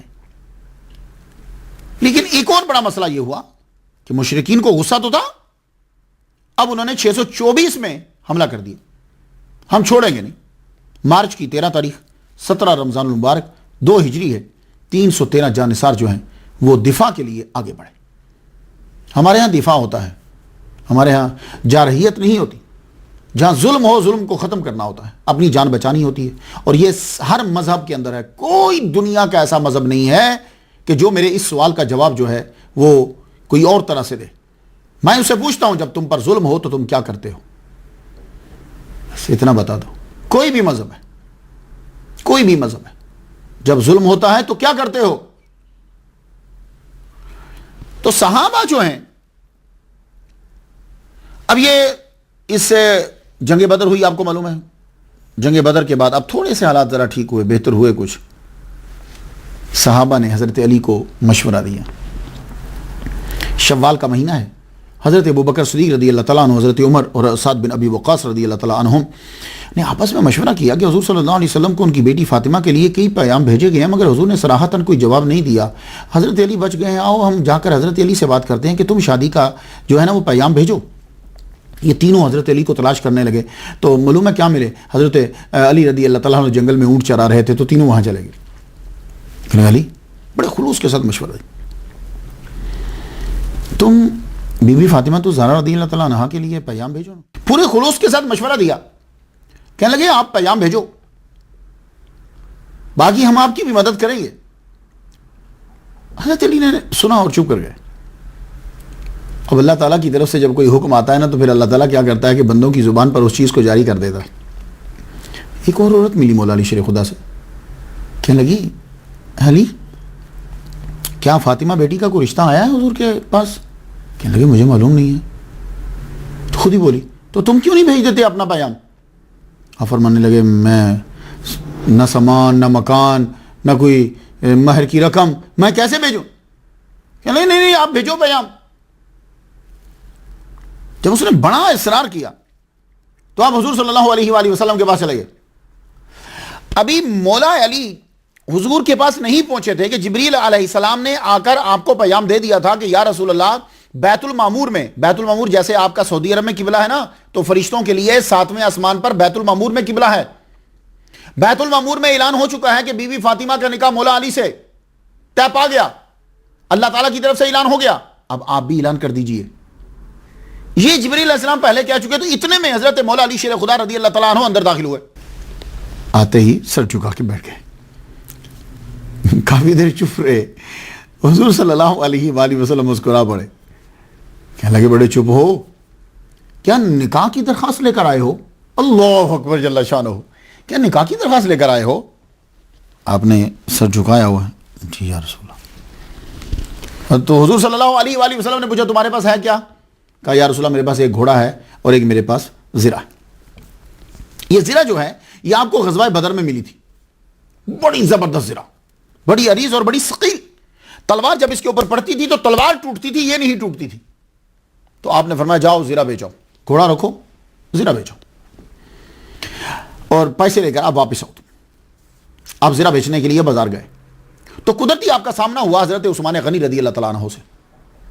ان کو جب معلوم ہوا کہ آپ زرہ بیچنے کے لیے آئے، آپ نے 480 درہم کے اندر زرہ کو خرید لیا. آپ کو 480 درہم دے دیے اور جب آپ درہم لے کر دراہم لے کر واپس جانے لگے تو کہنے لگے رکیے، یہ زرہ ہماری طرف سے ہدیہ لیتے جائیے. آئے ہائے ہائے ہائے رحماء بینہم، کہنے لگے یہ زرہ ہماری طرف سے ہدیہ لیتے جائیے. یہ نظر ہے آپ کی، کتنی عزت کرتے تھے صحابہ مولا علی شیر خدا کی. تو آپ واپس آئے، حضور صلی اللہ علیہ وآلہ وسلم کے قدموں میں آ کر ساری رقم رکھ دی اور سارا واقعہ بھی بتلایا. حضور صلی اللہ علیہ وآلہ وسلم نے فرمایا ٹھیک ہے بازار سے جاؤ، خوشبو لے کر آؤ، شہد لے کر آؤ، جسے آپ شہد کہتے ہیں، شہد لے کر آؤ، کھجوریں بھی لے کر آؤ. حضرت علی بازار گئے، یہ ساری چیزیں سارا سامان جو ہے وہ لے کر آئے. حضرت انس رضی اللہ تعالیٰ عنہ کو بھیجا، جاؤ حضرت ابوبکر کو بلا کر لاؤ، عمر کو بلا کر لاؤ، عبد الرحمن اور چند اور نام گنوائے، فرمایا جاؤ ان سب کو لے آؤ. بلایا گیا. حضور صلی اللہ علیہ وآلہ وسلم نے نکاح پڑھایا. آپ نے ہی خطبہ دی اور فرمایا اے علی 400 مسکال مہر کے عوض میں اپنی بیٹی فاطمہ کا نکاح تم سے پڑھا رہا ہوں، تمہیں قبول ہے؟ عرض کی قبول ہے، قبول ہے، قبول ہے یا رسول اللہ. پھر جو مہمان آئے ہوئے تھے حضور صلی اللہ علیہ وآلہ وسلم نے شہد کا شربت اور انہیں پلایا، کھجوریں سرو کی گئیں ان کے لیے. ذوالقعدہ 2 ہجری، اس وقت بی بی فاطمہ الزہرا رضی اللہ تعالی عنہا کی عمر 18 سال تھی. تو پلیز تاریخی واقعات کا تسامو قبول کرو، اہل بیت کی بے عزتی مت کرواؤ چھوٹی چھوٹی عمریں 6 9 9 8 8 بیان کر کے. 18 سال آپ کی عمر ہے مگر رخصتی نہیں ہوئی. نکاح تو ہو گیا، رخصتی نہیں ہوئی. 1.5 ماہ جو ہے وہ گزر گیا. اب یہاں ایک اور بات ہے کہ بعض کہتے ہیں کہ جب نکاح ہوا تو حضور صلی اللہ علیہ وآلہ وسلم نے فرمایا بھائی ولیمہ بھی ہونا چاہیے. تو حضرت سعد جو ہیں انہوں نے ایک بھیڑ ہدیہ کر دی، کچھ پنیر، نانے جو سب کا انتظام ہو گیا. حضرت اسماء فرماتی بڑی ٹاپ کا ولیمہ ہوا. کچھ لوگوں نے کہا کہ یہ رخصتی کے بعد ہوا تھا. اب رخصتی جو ہے وہ آپ کی نہیں ہوئی. 1 دن 2 دن، 1 مہینہ 2 مہینہ، رخصتی آپ کی نہیں ہوئی. 1 مہینہ گزر گیا. مجھے معلوم ہے کہ ایسا لگتا ہے کہ جیسے حضرت علی مکان ڈھونڈنے میں یہ ٹائم لگ گیا. 1 ماہ کے بعد حضرت عقیل ابن ابی طالب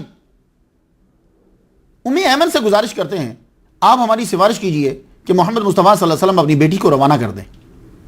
ایمن نے کہا اچھا میں ماحول بناتی ہوں، تمہاری سفارش تمہاری بات وہاں تک پہنچاتی. آپ نے بات جو ہے وہ حضور تک پہنچا دی. حضور صلی اللہ علیہ وسلم نے فرمایا ٹھیک ہے روانہ کر دیتے. حضور راضی ہو گئے. آپ نے حضرت علی کو بلایا، چند دراہم دیے اور فرمایا جاؤ 5 درہم کا گھی لاؤ، 1 درہم کا پنیر لے آؤ، 4 درہم کی کھجوریں لے آؤ. جب یہ لائے آپ نے ان کو ملایا. سبحان اللہ، وہ چیزیں کہ جن کو میرے نبی کے ہاتھ لگے آپ نے ان کو ملا کر رکھا. اس میں سے 2 چھوٹے چھوٹے پیالے خاص طور پر تیار کیے. آپ نے فرمایا علی باہر جاؤ، جو تمہیں ملے اسے اندر لے آؤ. جو بھی جا رہا آپ لائے اندر.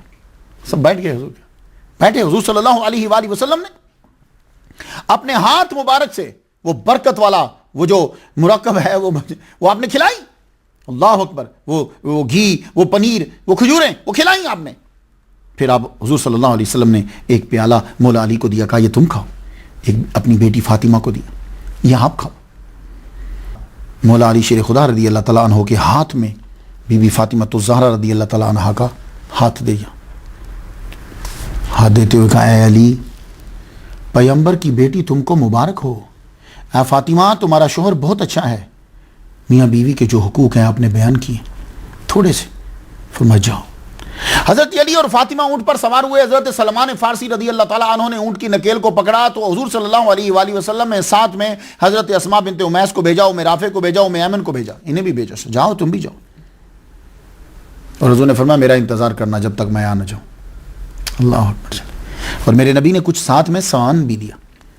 اب سامان سن لو وہ کیا ہے. مصری کپڑے کا بنا ہوا بستر جس میں اون بھری ہوئی ہوتی، ایک نقشی تختہ، ایک چمڑے کا تکیہ، ایک مشکیزہ، 2 مٹی کے برتن پانی کے لیے، ایک چکی جس میں جو اور گندم پیسی جاتی، ایک پیالہ پانی پینے کے لیے، 2 چادریں، 2 جو ہیں یہ بازو بند، ایک جائے نماز پڑھنے کے لیے. نسائی شریف میں ہے کہ سیاہ رنگ کی چادر بھی تھی. جب وہ گھر پہنچ گئیں تو پیچھے سے محمد مصطفیٰ صلی اللہ علیہ وآلہ وسلم عشاء کی نماز کے بعد آپ بھی گھر پہنچ گئے. دروازہ کھٹکھٹایا، اجازت ملی تو اندر داخل ہوئے. محمد مصطفیٰ صلی اللہ علیہ وسلم نے فرمایا کہ پانی کا پیالہ لاؤ. پانی لایا گیا. میرے نبی محمد مصطفیٰ صلی اللہ علیہ وسلم نے قل هو اللہ احد، قل اعوذ برب الفلق، قل اعوذ برب الناس تینوں پڑھی. پڑھنے کے بعد آپ نے اپنا لعاب دہن اس کے اندر ڈالا. ہاتھ مبارک آپ نے ڈال کے پھر آپ نے یوں ان کے دونوں کے سینے کے اوپر اور بازو کے اوپر یوں آپ نے پانی کی چھینٹے لگائے. اس کے بعد آپ نے فرمایا تم دونوں اس پانی کو پی لو. مولا علی نے پیا، بی بی فاطمہ الزہرا رضی اللہ تعالیٰ عنہا نے پیا. پھر محمد مصطفیٰ صلی اللہ علیہ وآلہ وسلم نے دونوں کے لیے دعا کی، یا اللہ پاک انہیں اور ان کی اولاد کو شیطان کے شر سے محفوظ فرما. ہاں ایک ربائی پڑھ دوں. جسے علی کی ولایت کا اعتراف نہیں، وہ لاکھ سجدے کرے کوئی گناہ معاف نہیں. بدن پہ حج کا احرام، دل میں بغض علی، یہ کعبہ پاک کے پھیرے تو ہیں طواف نہیں.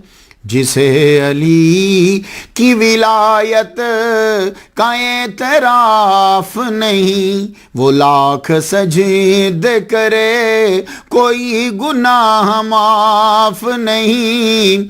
بدن پہ حج کا احرام، دل میں بغض علی، دل میں بغض علی، یہ کعبہ پاک کے پھیرے تو ہیں طواف نہیں. مولا علی شیر خدا رضی اللہ تعالیٰ عنہ شادی ہو گئی. رخصتی کے بعد جس گھر میں گئیں وہ جو مسکن تھا، وہ مکان تھا، وہ حضور صلی اللہ علیہ وآلہ وسلم سے مکان سے قدر دور تھا، مسجد نبوی سے. حضور صلی اللہ علیہ وسلم کو دیر ہو جاتی. فرمانے لگے بیٹی میرا دل کرتا ہے کہ میں تجھے روزانہ دیکھوں، روزانہ تجھ سے ملوں میری بیٹی، لیکن تمہارا گھر دور ہے. تو بی بی فاطمہ الزہرا رضی اللہ تعالیٰ عنہا کہنے لگی یا رسول اللہ تو حارثہ بن نعمان سے کہیے نا، ان کے بہت سارے مکانات ہیں، ایک مکان جو ہے وہ مسجد نبوی کے قریب دے دیں. حضور صلی اللہ علیہ وسلم نے فرمایا مجھے حیا آتی ہے، انہوں نے آگے ہی مہاجرین کو بہت سارے مکانات دیے ہیں، تو اب مجھے اچھا نہیں لگتا کہ میں ان سے بیٹی پھر مانگوں. یہ بات کسی طرح ان تک پہنچ گئی. خود حاضر ہوئے، حضور صلی اللہ علیہ وآلہ وسلم کی بارگاہ میں حاضر ہوئے. کہنے لگے یا رسول اللہ میری جان حاضر آپ کے لیے، آپ اپنی بیٹی فاطمہ کے لیے مکان چاہتے ہیں مسجد نبوی کے قریب، میں انتظام کیے دیتا ہوں یا رسول اللہ۔ میرے نبی محمد مصطفیٰ صلی اللہ علیہ وآلہ وسلم نے ان کی خوشی کے لیے اور برکت کے لیے جو دعا کی، تو حضرت علی اور فاطمہ الزہرا محمد مصطفیٰ صلی اللہ علیہ وسلم کے قریب آ گئے۔ اب آپ کو آسانی ہو گئی بی بی فاطمہ کے لیے ابا کی زیارت کرنا، ابا کے خطابات سننا، ابا کے پیچھے نماز پڑھنا، یعنی بہت ساری آسانی آپ کے لیے ہو گئی۔ حضرت بی بی فاطمہ الزہرا رضی اللہ تعالی عنہا یہ ان عورتوں کے لیے نمونہ ہے جو عورتیں ولیہ بننا چاہتی ہیں، جو عورتیں جنت میں جانا چاہتی ہیں، جو عورتیں دین و دنیا میں کامیابی حاصل کرنا چاہتی ہیں۔ آئیے اب سنیے کہ آپ کی زندگی جو ہے وہ کیسے ہے شادی کے بعد۔ آج کے دور کی عورتوں کے لیے نمونہ۔ آج اگر سیرت اپنا لیں آپ، گھروں میں لڑائیاں ختم ہو جائیں، سکون ہی سکون ہو جائے۔ ایک دفعہ حضرت علی گھر تشریف لائے، کچھ کھانے کو مانگا۔ سیدہ نے عرض کی کھجور پہ ہی گزارا ہے، گھر جو کا دانہ تک نہیں۔ آپ نے فرمایا مجھے بتلایا نہیں آپ نے کہ گھر میں کچھ بھی نہیں ہے، ذرا جواب سن لیجئے، جواب سن لیجئے۔ تو بی بی فاطمہ کہنے لگی جب میں گھر سے چلنے لگی تھی تو میرے بابا نے رخصتی کے وقت مجھے کہا تھا بیٹی علی کو زیادہ سوال کر کے شرمندہ نہ کرنا۔ اللہ اکبر، اللہ اکبر۔ یہ گھر پاکیزگی، اطمینان، سادگی، قناعت اور سعادت کا گہوارہ تھا۔ یہ جو فاقہ کشی ہوتی ہے نا، تصوف میں فاقہ کشی بڑی ضروری ہے۔ ایک دفعہ حضور صلی اللہ علیہ وسلم گھر سے نکلے، آپ کو بڑی بھوک لگی، آپ کا یہ سارا فقر و فاقہ جو ہے نا یہ اختیاری ہے، اضطراری نہیں ہے، یعنی آپ نے خود پسند کیا ہے۔ دوپہر کا وقت، آگے سے حضرت ابو بکر ملے، حضرت عمر ملے، وہ بھی بھوک کا شکار، انہیں بھی بھوک لگی۔ فرمانے لگے اچھا چلو تینوں حضرت ابو ایوب انصاری رضی اللہ تعالیٰ عنہ کے باغ میں چلے گئے۔ میں نے ان کی قبر پر بھی 3 مرتبہ دلائل الخیرات پوری پڑھی، حضرت رحمتوں میں ربی۔ حضرت ابو ایوب انصاری رضی اللہ تعالیٰ عنہ کے باغ میں جب پہنچے تو انہوں نے ویلکم، آئے نبیوں کے سردار میرے ہاں تشریف لائے۔ فوراً ایک بکری کو ذبح کیا، کھجور صاف کر کے سامنے رکھی، گوشت پکایا آدھا بھونا، روٹیاں تیار کی سرکار کے سامنے رکھی۔ سرکار صلی اللہ علیہ وآلہ وسلم کھانے لگے۔ آپ نے ایک روٹی لے کے اس کے اوپر تھوڑا سا سالن رکھا، فرمانے لگے جی جا کر میری بیٹی فاطمہ کو دے دو، کتنے دن ہو گئے اس نے کھانا نہیں کھایا۔ دیکھا آپ لوگوں نے، میری بیٹی کو دے۔ رمضان المبارک 3 ہجری 4 مارچ 625 عیسوی کو اللہ تعالیٰ نے حضرت بی بی فاطمہ الزہرا رضی اللہ تعالیٰ عنہ کو چاند سا بیٹا عطا فرمایا۔ حضور کو خبر دی گئی، حضور صلی اللہ علیہ وآلہ وسلم تشریف لائے، بیٹے کو گودی میں لیا، چومنے لگے۔ دائیں کان میں اذان کہی، بائیں کان میں اقامہ کہی۔ دیکھو امریکہ کہتا ہے تمہارا بچہ 4 سال کا ہے، لاؤ ہم پڑھائیں گے۔ ہمارا قرآن کہتا ہے، قرآن کا شارع کہتا ہے بچہ پیدا ہوا اس کو فوراً تعلیم دے دو، فوراً تعلیم دو۔ معلومہ کوئی چیز باڈی کے اندر ہے کہ جو اسے ایکسیپٹ کرتی ہے، ورنہ فضول کام کرنے کا حکم اسلام نہیں دیتا جس کا فائدہ نہ ہو۔ سوتے ہوئے کو السلام علیکم نہیں کہنے دیتا، روٹی کھانے والے کو السلام علیکم کہنا نہیں کہو السلام علیکم، نماز پڑھنے والے کو السلام علیکم نہیں کہو۔ بچے کو اگر اذان کا فائدہ نہیں تو کیوں کہہ رہا ہے کہ اذان دو؟ تو توجہ ہے تو کہہ رہا ہے نا اذان دو۔ میرے نبی نے خود اذان دی، اپنے منہ میں کھجور کو چبا کے میرے نبی کا لعاب اس میں شامل ہوا، وہ پھر میٹھا نکال کے بچے کو دیا۔ اللہ اکبر جل شانہ، جسے گھٹی کہتے ہو، وہ دی، نام حسن رکھا۔ بڑی خوشی ہوئی مسلمانوں میں، محمد مصطفیٰ صلی اللہ علیہ وآلہ وسلم کی بیٹی کے ہاں بیٹھا ہوا۔ 7ویں دن بال کٹوائے، ہم وزن چاندی جو ہے وہ خیرات کی، عقیقہ ہوا۔ یہ عقیقہ سنت ہے اور آپ کے اوپر رہتا ہے، یہ بات یاد رکھیے گا۔ جتنی جلدی دے دیں گے اتنی جلدی آپ کا گوشت اور ہڈیاں جو ہیں وہ مصائب سے، پریشانیوں سے آزاد ہو جاتی ہیں۔ ابھی تک اگر کسی نے نہیں دیا عقیقہ تو ابھی دے دو۔ اب تو امریکہ میں آگے ہو، لندن میں آگے ہو، اب تو کوئی مشکل نہیں۔ ان کی ولادت کے 15 دن بعد غزوہ احد ہوئی۔ ابن ہشام کے پتھر سے حضور کا بازو زخمی ہوا، اتبا کے پتھر سے ہونٹ مبارک زخمی ہوئے. حضور صلی اللہ علیہ وآلہ وسلم گھر تشریف لائے تو آپ بی بی فاطمہ دیکھتے ہی، حالانکہ آپ کا اپنا، آپ خود بھی بیمار ہیں، لیکن اٹھی چٹائی کو جلا کے حضور کے زخم دھو کے وہ راکھ اوپر رکھ رہی ہیں تاکہ خون بند ہو جائے. رو پڑی. 3 شعبان 4 ہجری کو حضرت امام حسین کی ولادت. اللہ نے ایک اور بیٹا 1 سال بعد عطا فرمایا. حضور نے ہی اذان دی اور اقامہ گئے. حضور نے ہی کھجور چبا کے ان کے منہ میں ڈالی. اللہ اکبر جل شانہ. بی بی فاطمہ کا ویسے ہی درجہ بہت بلند ہے. بی بی فاطمہ تو زہرا رضی اللہ تعالیٰ عنہا، آپ کی ایک چادر نے ایک یہودی کو مسلمان کر دیا. یہ ہے بی بی کی کہانی. بی بی فاطمہ کی کہانی جب سننی ہو نا تو یہ پڑھا کرو. ایک یہودی جو ہے وہ آپ کی چادر کی وجہ سے مسلمان ہو گیا. ہوا یہ قبیلہ بنو سلیم، ایک بوڑھا آدمی آیا، اس نے اسلام قبول کیا. مسلمانوں میں خوشی کی لہر دوڑی. حضور صلی اللہ علیہ وسلم نے فرمایا کہ تمہارے پاس کچھ ہے؟ عرض کی یا رسول اللہ 3000 لوگوں میں سے میں سب سے زیادہ غریب ہوں. تو میرے نبی نے فرمایا کون ہے کہ جو اس کی مدد کرے؟ حضرت سعد بن عبادہ. یا رسول اللہ میرے پاس ایک اونٹنی ہے، میں دیتا ہوں. فرمانے لگے ٹھیک ہے دے دو. کون ہے جو اس کا سر ڈھانپے؟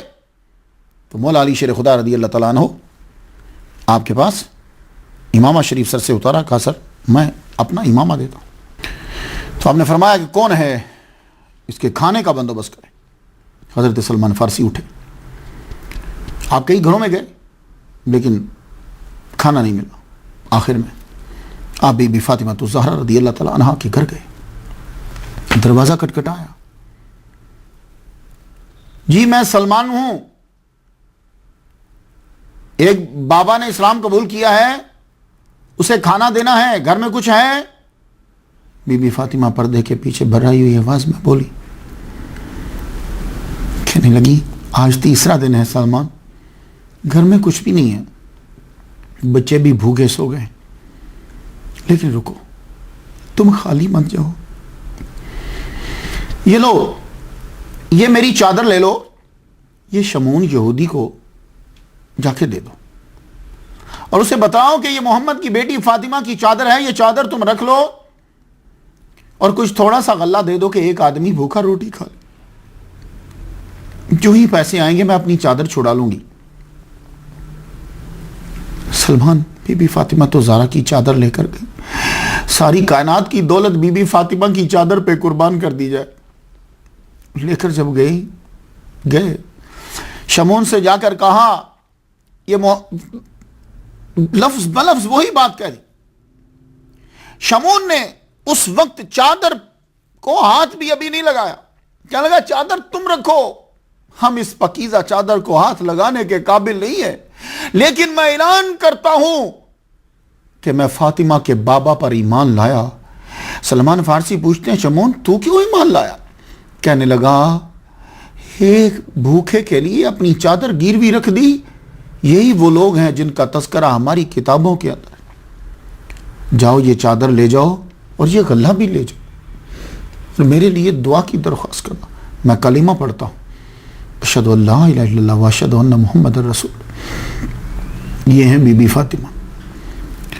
غلہ لے کر جب آئے چادر بھی دے دی. آپ نے جلدی سے چکی کو لیا اور وہ پیسنے کے بعد روٹی پکائی، روٹی پکا کے دے دی. کہا جاؤ. جب وہ روٹی لے کر آئے حضور صلی اللہ علیہ وسلم پوچھتے ہیں سلمان اتنی دیر کیوں لگا دی؟ سارا واقعہ سنا دی. حضور صلی اللہ علیہ وآلہ وسلم اسی وقت اٹھے. گھر تو پاس ہی تھا نا. بی بی فاطمہ کے گھر گئے، سر پر شفقت سے ہاتھ پھیرا اور دعا کی، یا اللہ فاطمہ تیری کنیز ہے، تو اس سے راضی رہنا، تو اس سے راضی رہنا. بی بی فاطمہ کا درجہ بہت زیادہ. میں نہیں بڑھا رہا. ہم لوگ تو تھک جاتے ہیں، کام کاج کرتے ہوئے تھک جاتے ہیں، روٹی پکا نہیں سکتے، لیکن دیکھیے بی بی فاطمہ تو زہرا رضی اللہ تعالیٰ عنہا جنتی عورتوں کی سردار ہیں. بخار کا شدید حملہ ہوا. حضرت علی رات بھر جاگتے رہے، اتنا بخار ہے بی بی فاطمہ کو. صبح فجر کی اذان ہوئی، کیونکہ گھر تو پاس تھا نا، اذان کی آواز آ گئی، آپ اٹھ کے نماز پڑھنے کے لیے گئے. بی بی فاطمہ تو زہرا رضی اللہ تعالیٰ عنہ اپنے بستر سے اٹھی، آپ نے ٹھنڈے پانی سے وضو کیا، تب کہ بیمار ہیں، وضو کر کے نماز پڑھنے لگی. فجر کی نماز آپ نے ادا کی. علی واپس آئے تو دیکھا کہ بی بی فاطمہ بیٹھی ہوئی وہ چکی کو چلا رہی ہیں.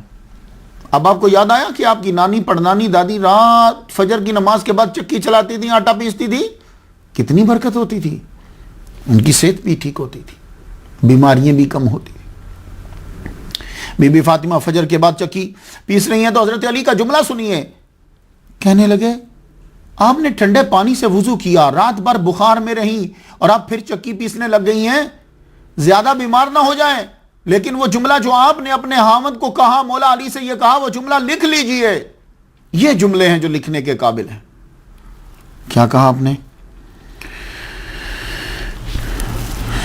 اب کہنے لگی حضرت فاطمہ جنتی عورتوں کی سردار کا جملہ سب عورتیں ذرا سن لیں اور یاد کر لیں.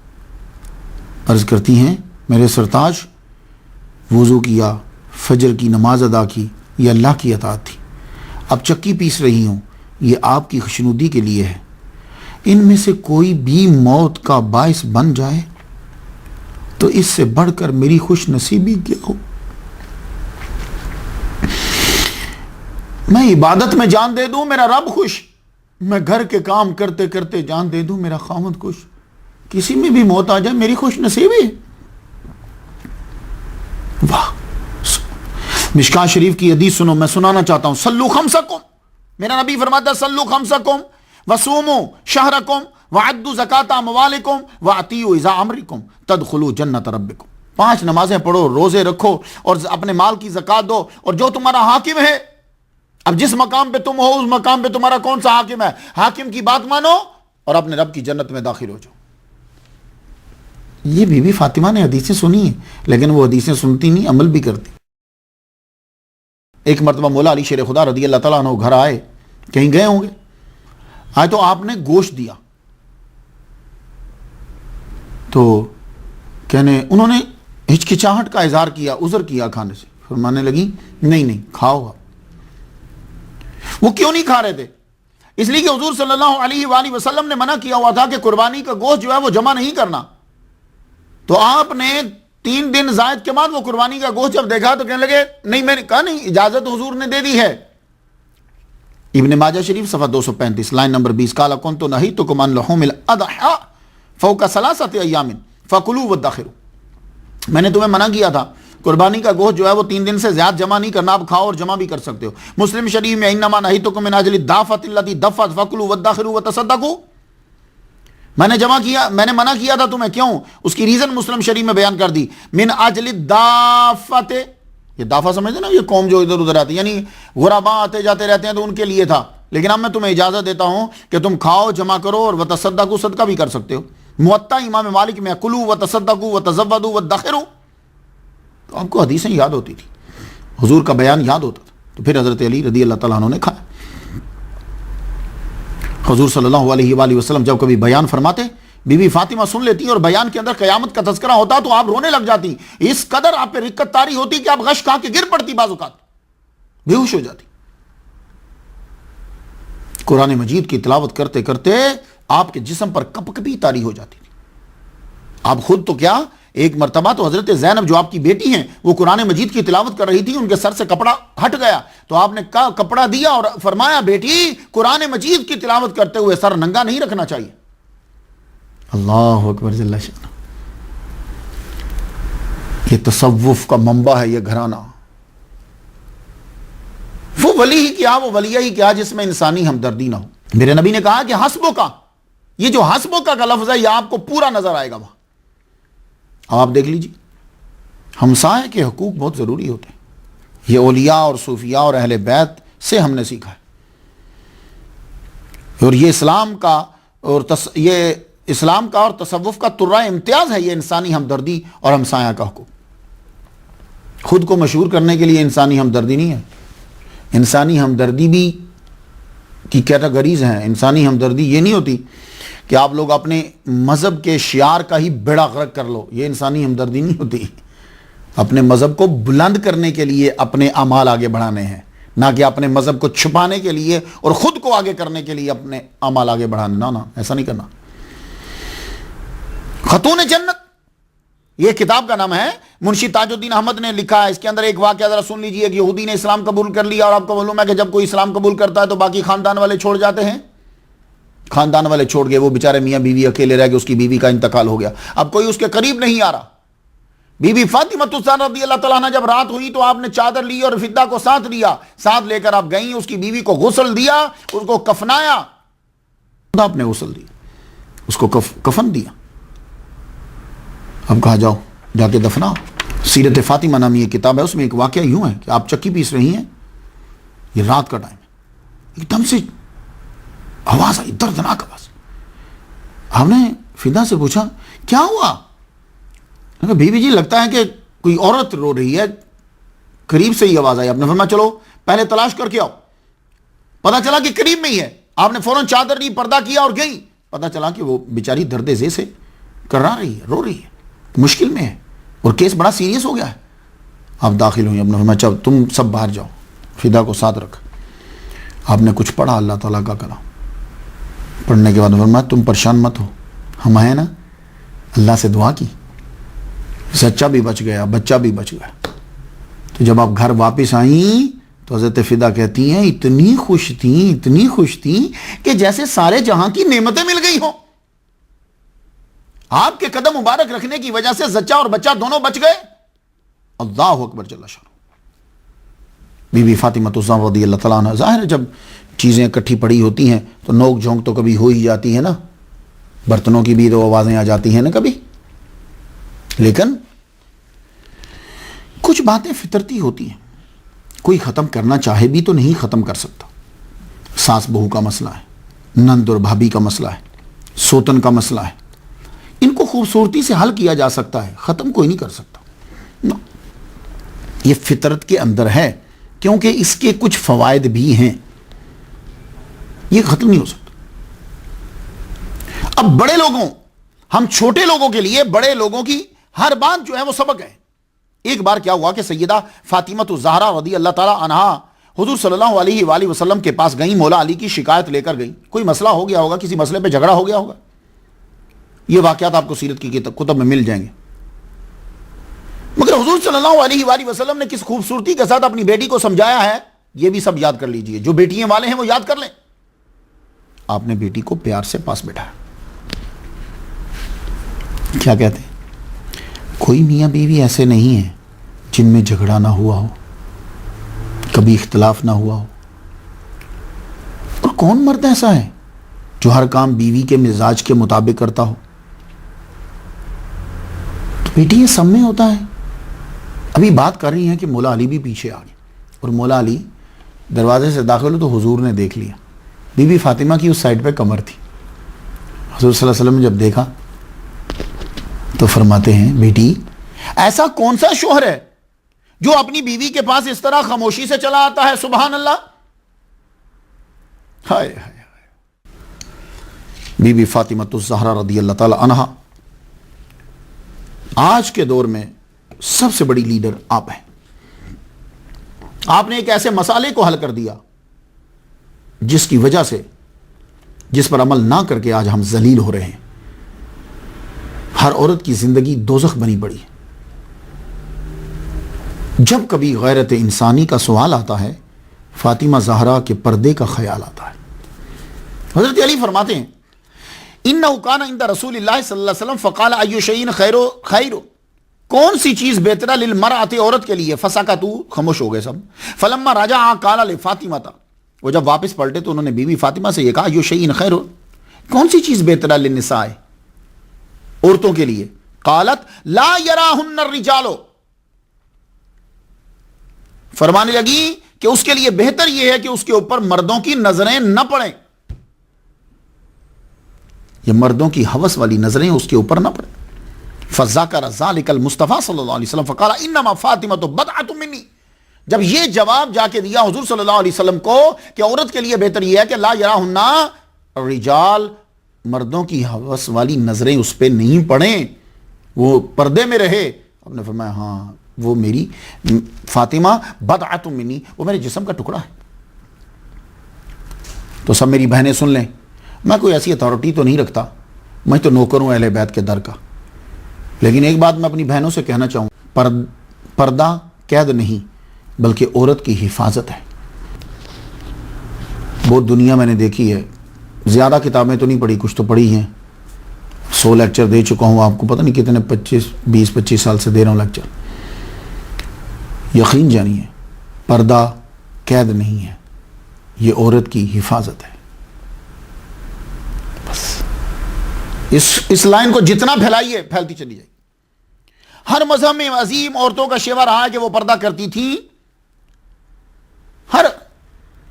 آج بھی جن لوگوں نے نعرہ اٹھایا ہے کہ عورت کو پردے سے آزاد کیا جائے، باہر نکلے گی تو کام ترقی ہوگی، وہ مذہب والے بھی اپنی انہی عورتوں کی عزت کرتے ہیں جو باپردہ رہتی ہیں، جیسا عیسائیت میں نن، آپ نن اسے کہتے ہیں، اسے ذرا دیکھیے گا، یہاں تک اس نے خود کو ڈھانپا ہوتا ہے، فل کور ہوتی ہے، وہ کسی بھی قوم سے تعلق رکھتی ہے، جو نن بن جاتی ہے تو پتہ چلا کہ عیسائی بھی اسی عورت کی عزت کرتے ہیں جو کور۔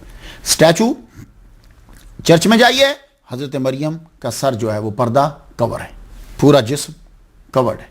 اب میں کچھ عبارت پڑھنا چاہتا ہوں تاکہ میرے وہ بھائی کہ جو یہ سمجھتے ہیں کہ صرف مولوی ہی کہتے ہیں کہ عورتیں اپنا جسم کور کریں اور اسلام ہی یہ کہتا ہے، باقی نہیں، ہر مذہب کہتا ہے۔ یہ دیکھیے، یہ میں بائبل پاس رکھتا ہوں تاکہ آپ لوگوں کو کوئی نہ کوئی رستے میں بندہ مل جاتا ہے، پھر اسے حوالہ دینا ہوتا ہے۔ یہ اس بائبل کے اندر بھی حکم دیا گیا ہے، یہ کورنتھینز ہے، 1 کورنتھینز، اس کا چیپٹر جو ہے وہ 11 ہے۔ اب یہاں آپ نے یہ جملہ ہے، یہ اسے لے لیجئے اور عیسائیوں کو بھی بتائیے اور عورتوں کو بھی بتائیے کہ اسلام کے اندر کوئی نئی چیز نہیں ہے، عورتیں جو بھی عظیم عورتیں ہیں وہ پردہ کرتی ہیں۔ اب میں پڑھنا چاہتا ہوں، 12 سنی۔ But I want you to know that the head of every man is the Christ. In truth, the head of woman is the man. In truth, the head of the Christ is God. الرجال قوامون علی النساء. Same. Every man that prays or prophesies having something on his head, shamas his head. But every woman that prays or prophesies with her head uncovered, shamas her head. For it is one and the same as if she were a woman with a shaved head. For if a woman does not cover herself, let her also be shorn. But if it is disgraceful for a woman to be shorn or shaved, let her be covered. چلیے ذرا عورت کے، یہ پہلے تو تھا کہ عورت کو کور کرنا ہے، اب ذرا عورت کی آواز اس کا ذرا سن لیجیے۔ Let the women keep silent in the congregations, for it is not permitted for them to speak, but let them be in a subjection, even as the law says. If then they want to learn something, let them question their own husbands at home, for it is disgraceful for a woman to speak in a congregation. تو پردہ جو ہے یہ صرف اسلام کے اندر ہی نہیں ہے، آپ لوگوں کو یہ دھوکہ دیا جاتا ہے جی مولوی صرف یہ کہتا ہے، نہیں۔ تو بی بی فاطمہ الزہرا رضی اللہ تعالی عنہا کا جملہ پرفیکٹ۔ اب ذرا میں آپ کو کچھ مثالیں دے دوں۔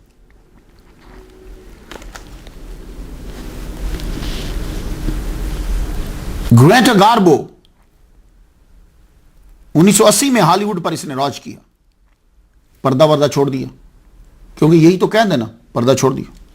تحریک نسواں کی لیڈر جب عروج پہ پہنچی، 75ویں اس کی سالگرہ ہے، عروج پہ پہنچی، سب کچھ دیکھ لیا نا، تو اس نے ایک جملہ کہا، not getting married was a mistake.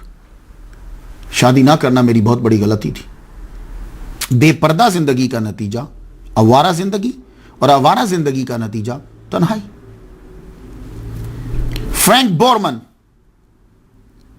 یہ ایک امریکی خلا باز ہے، یہ جب گیا تھا تو اس کے ساتھ ایک عورت گئی تھی، رائٹ؟ تو بے پردہ، مردوں کے برابر حقوق، مردوں کے ساتھ جدھر چاہے پھرے، یہی ہے نا آزادی؟ سن لیجیے اب اس کی بات. میں آوارہ لفنگوں کی بات پہ دھیان نہیں دے رہا، میں ان عظیم لوگوں کی کہ جن کے پاس علم ہے وہ کیا کہتے ہیں. پھر آپ بی بی فاطمہ الزہرا کا جملہ پڑھیے. فرینک بورمن نے کیا کہا؟ کہتا ہے having a woman on spacecraft was okay except that it would be upsetting to put a male and female too close together for a long time. خلائی کشتی میں عورت کو بٹھانا اچھا ہے، البتہ ایک عورت اور ایک مرد کو دیر تک اتنا زیادہ قریب رکھنا اب طریقہ باعث ہے. عورتوں کو بڑا غصہ لگا اس جملے کے اوپر، لیکن اس نے ایک تجربہ بتا دیا. جین سبورگ، امریکن ایکٹریس، پردے کو قید سمجھا. تو جو لڑکی پردے کو قید سمجھتی ہے تو اس کا اعلیٰ مرتبہ کیا ہوتا ہے؟ ایکٹریس بن گئی، مس یونیورس بن گئی. اب جب اس نے پردے کو قید سمجھا، پردے کو چھوڑ دیا، مرنے کے بعد اس کی ڈائری کو پڑھا گیا تو اس کا جملہ سن لیجیے. I wish I had stayed at home. بے پردہ زندگی، آوارہ زندگی کا نتیجہ تنہائی. امریکہ کی ایک مشہور ایکٹریس ہے جو مردوں سے بھی آگے بڑھ گئی، پردہ چھوڑ دیا، ترقی کو چھوا جا کر عروج. کون تھی؟ میرولن منرو. ساری خوشیاں سے ملی تھی، رائٹ؟ 5 اگست 1926 میں 36 سال کی عمر میں مر گئی گولیاں کھا کر. تو معلوم یہ ہوا کہ بے پردہ زندگی بے سکون زندگی ہوتی. مشہور مورخ پروفیسر جے ٹوائن بی نے کہا ہے تاریخ انسانی میں زوال کے ادوار وہی تھے جب عورت نے پردہ سے آزادی چاہی اور گھر کی چار دیواری کو خیر باد کہہ دیا. میری بہنوں، اسلام میں ہی عورتوں کے حقوق ہیں اور کسی مذہب میں عورتوں کے حقوق نہیں ہیں.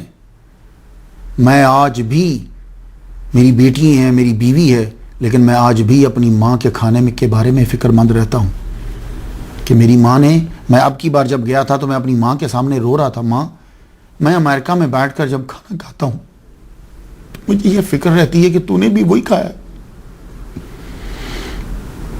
میں انہیں بلاتا ہوں یہاں آ جاؤ، لیکن وہ بابا کے مزار کے پاس ہی.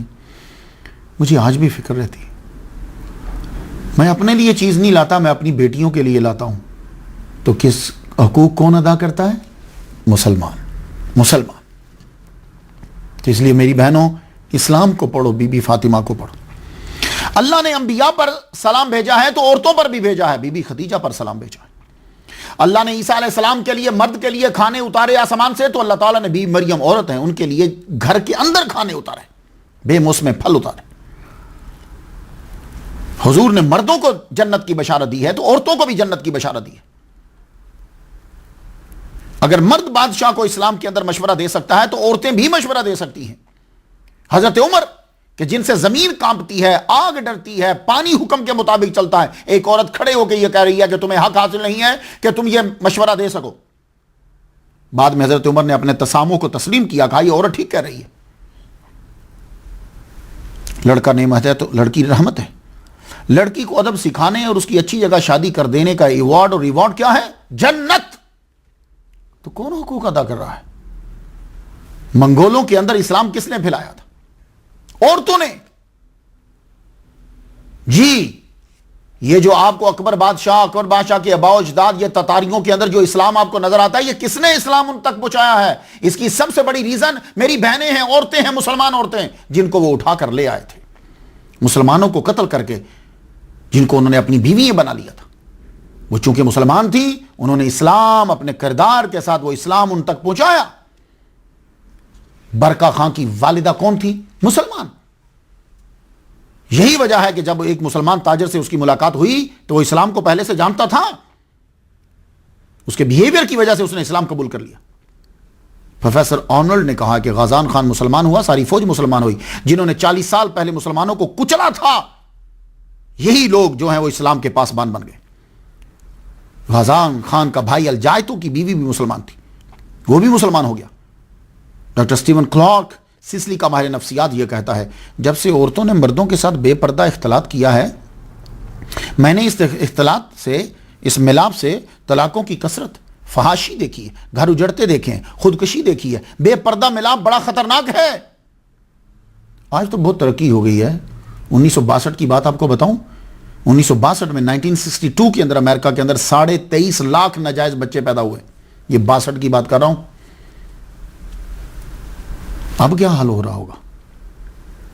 میری بہنوں, آپ سے پردہ چھین کر, آپ سے پردہ مذہب نے نہیں چھینا, ان لوگوں نے چھینا کہ جو تاجر تھے پیسے کے, پیسے کی ہوس تھی جن کے اندر, انہوں نے بہانے بہانے سے تم سے پردہ چھینا اور پردہ چھین کر سٹیج پر نچوایا, کلبوں میں پھرایا, پھر بھوکی نظروں کے سامنے ڈال دیا.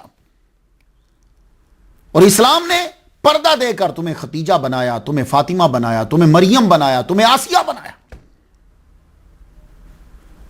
تو اے میری بہنوں, بی بی فاطمہ کا جملہ یاد کرو. عورتوں کے لیے سب سے بہتر چیز یہ ہے کہ اس پر مرد کی نظر نہ پڑے. اب جب ہم کہتے ہیں نا پردہ کرو تو فوراً سے کہہ دیتے اچھا عورت کو قید کر دیا جائے. یہ کون کہتا ہے ظالم کہ عورت کو قید کر دیا جائے؟ پردے کا کہا جا رہا ہے. اسے یہ نہیں کہا جا رہا کہ وہ بزنس نہیں کر سکتی. اسلام یہ نہیں کہتا عورت مزدوری نہیں کر سکتی. اسلام یہ نہیں کہتا کہ اپنی سکل کو آگے وہ بڑھا نہیں سکتی. اسلام یہ نہیں کہتا کہ وہ پڑھا نہیں سکتی. اسلام کہتا ہے وہ سارے کام کرے, لیکن وہ پردے کے اندر رہ کر کرے. کیوں؟ اسلام میں سب سے قیمتی چیز عورت ہے. ہمارے ہاں ڈائمنڈ بھی اتنا قیمتی نہیں. کیوں؟ اس لیے کہ ہم ڈائمنڈ کو بھی انگوٹھی میں لگا کر لوگوں کے سامنے کر لیتے ہیں. ڈائمنڈ سے بھی قیمتی ترین چیز ہمارے اسلام میں ہماری بہن ہے, ہماری بہو ہے, ہماری بیٹی ہے. ہم اس کو ہر ایک نظر کے سامنے نہیں کر سکتے. جس طرح آپ لوگ اپنے سونے چاندی زیورات کو ہر بندے کے سامنے نہیں کرتے کہ کوئی ان میں چور بھی ہوگا. حضور صلی اللہ علیہ وآلہ وسلم کی بیٹی نے یہ جملہ کہہ دیا, عورتوں کے لیے سب سے بہتر چیز یہ ہے کہ اس پہ مرد کی نظر نہ پڑے. مرد سے مراد یہ جو غیر محرم ہے. سرعام عورت جو ہے وہ بازار کی زینت نہ بنے. میری بہنوں بیٹیوں, تم ان عورتوں کو ماڈل نہ بناؤ جو دوزخی عورتوں کی سردار ہیں. تم بی بی فاطمہ کی زندگی کو ماڈل بناؤ کیونکہ یہ جنتی عورتوں کی سردار ہے. ایک دفعہ سیدہ فاطمہ شدید بیمار ہوئیں. حضور صلی اللہ علیہ وآلہ وسلم ایک بوڑھے صحابی عمران بن حسین کے ساتھ ہے. یہ سواد کے ساتھ ہے حسین, اس کا معنی ہوتا ہے مضبوط. حسن حسین ہوتا ہے نا, مضبوط خلا. تو عمران بن حسین کے ساتھ تیمارداری کے لیے گئے.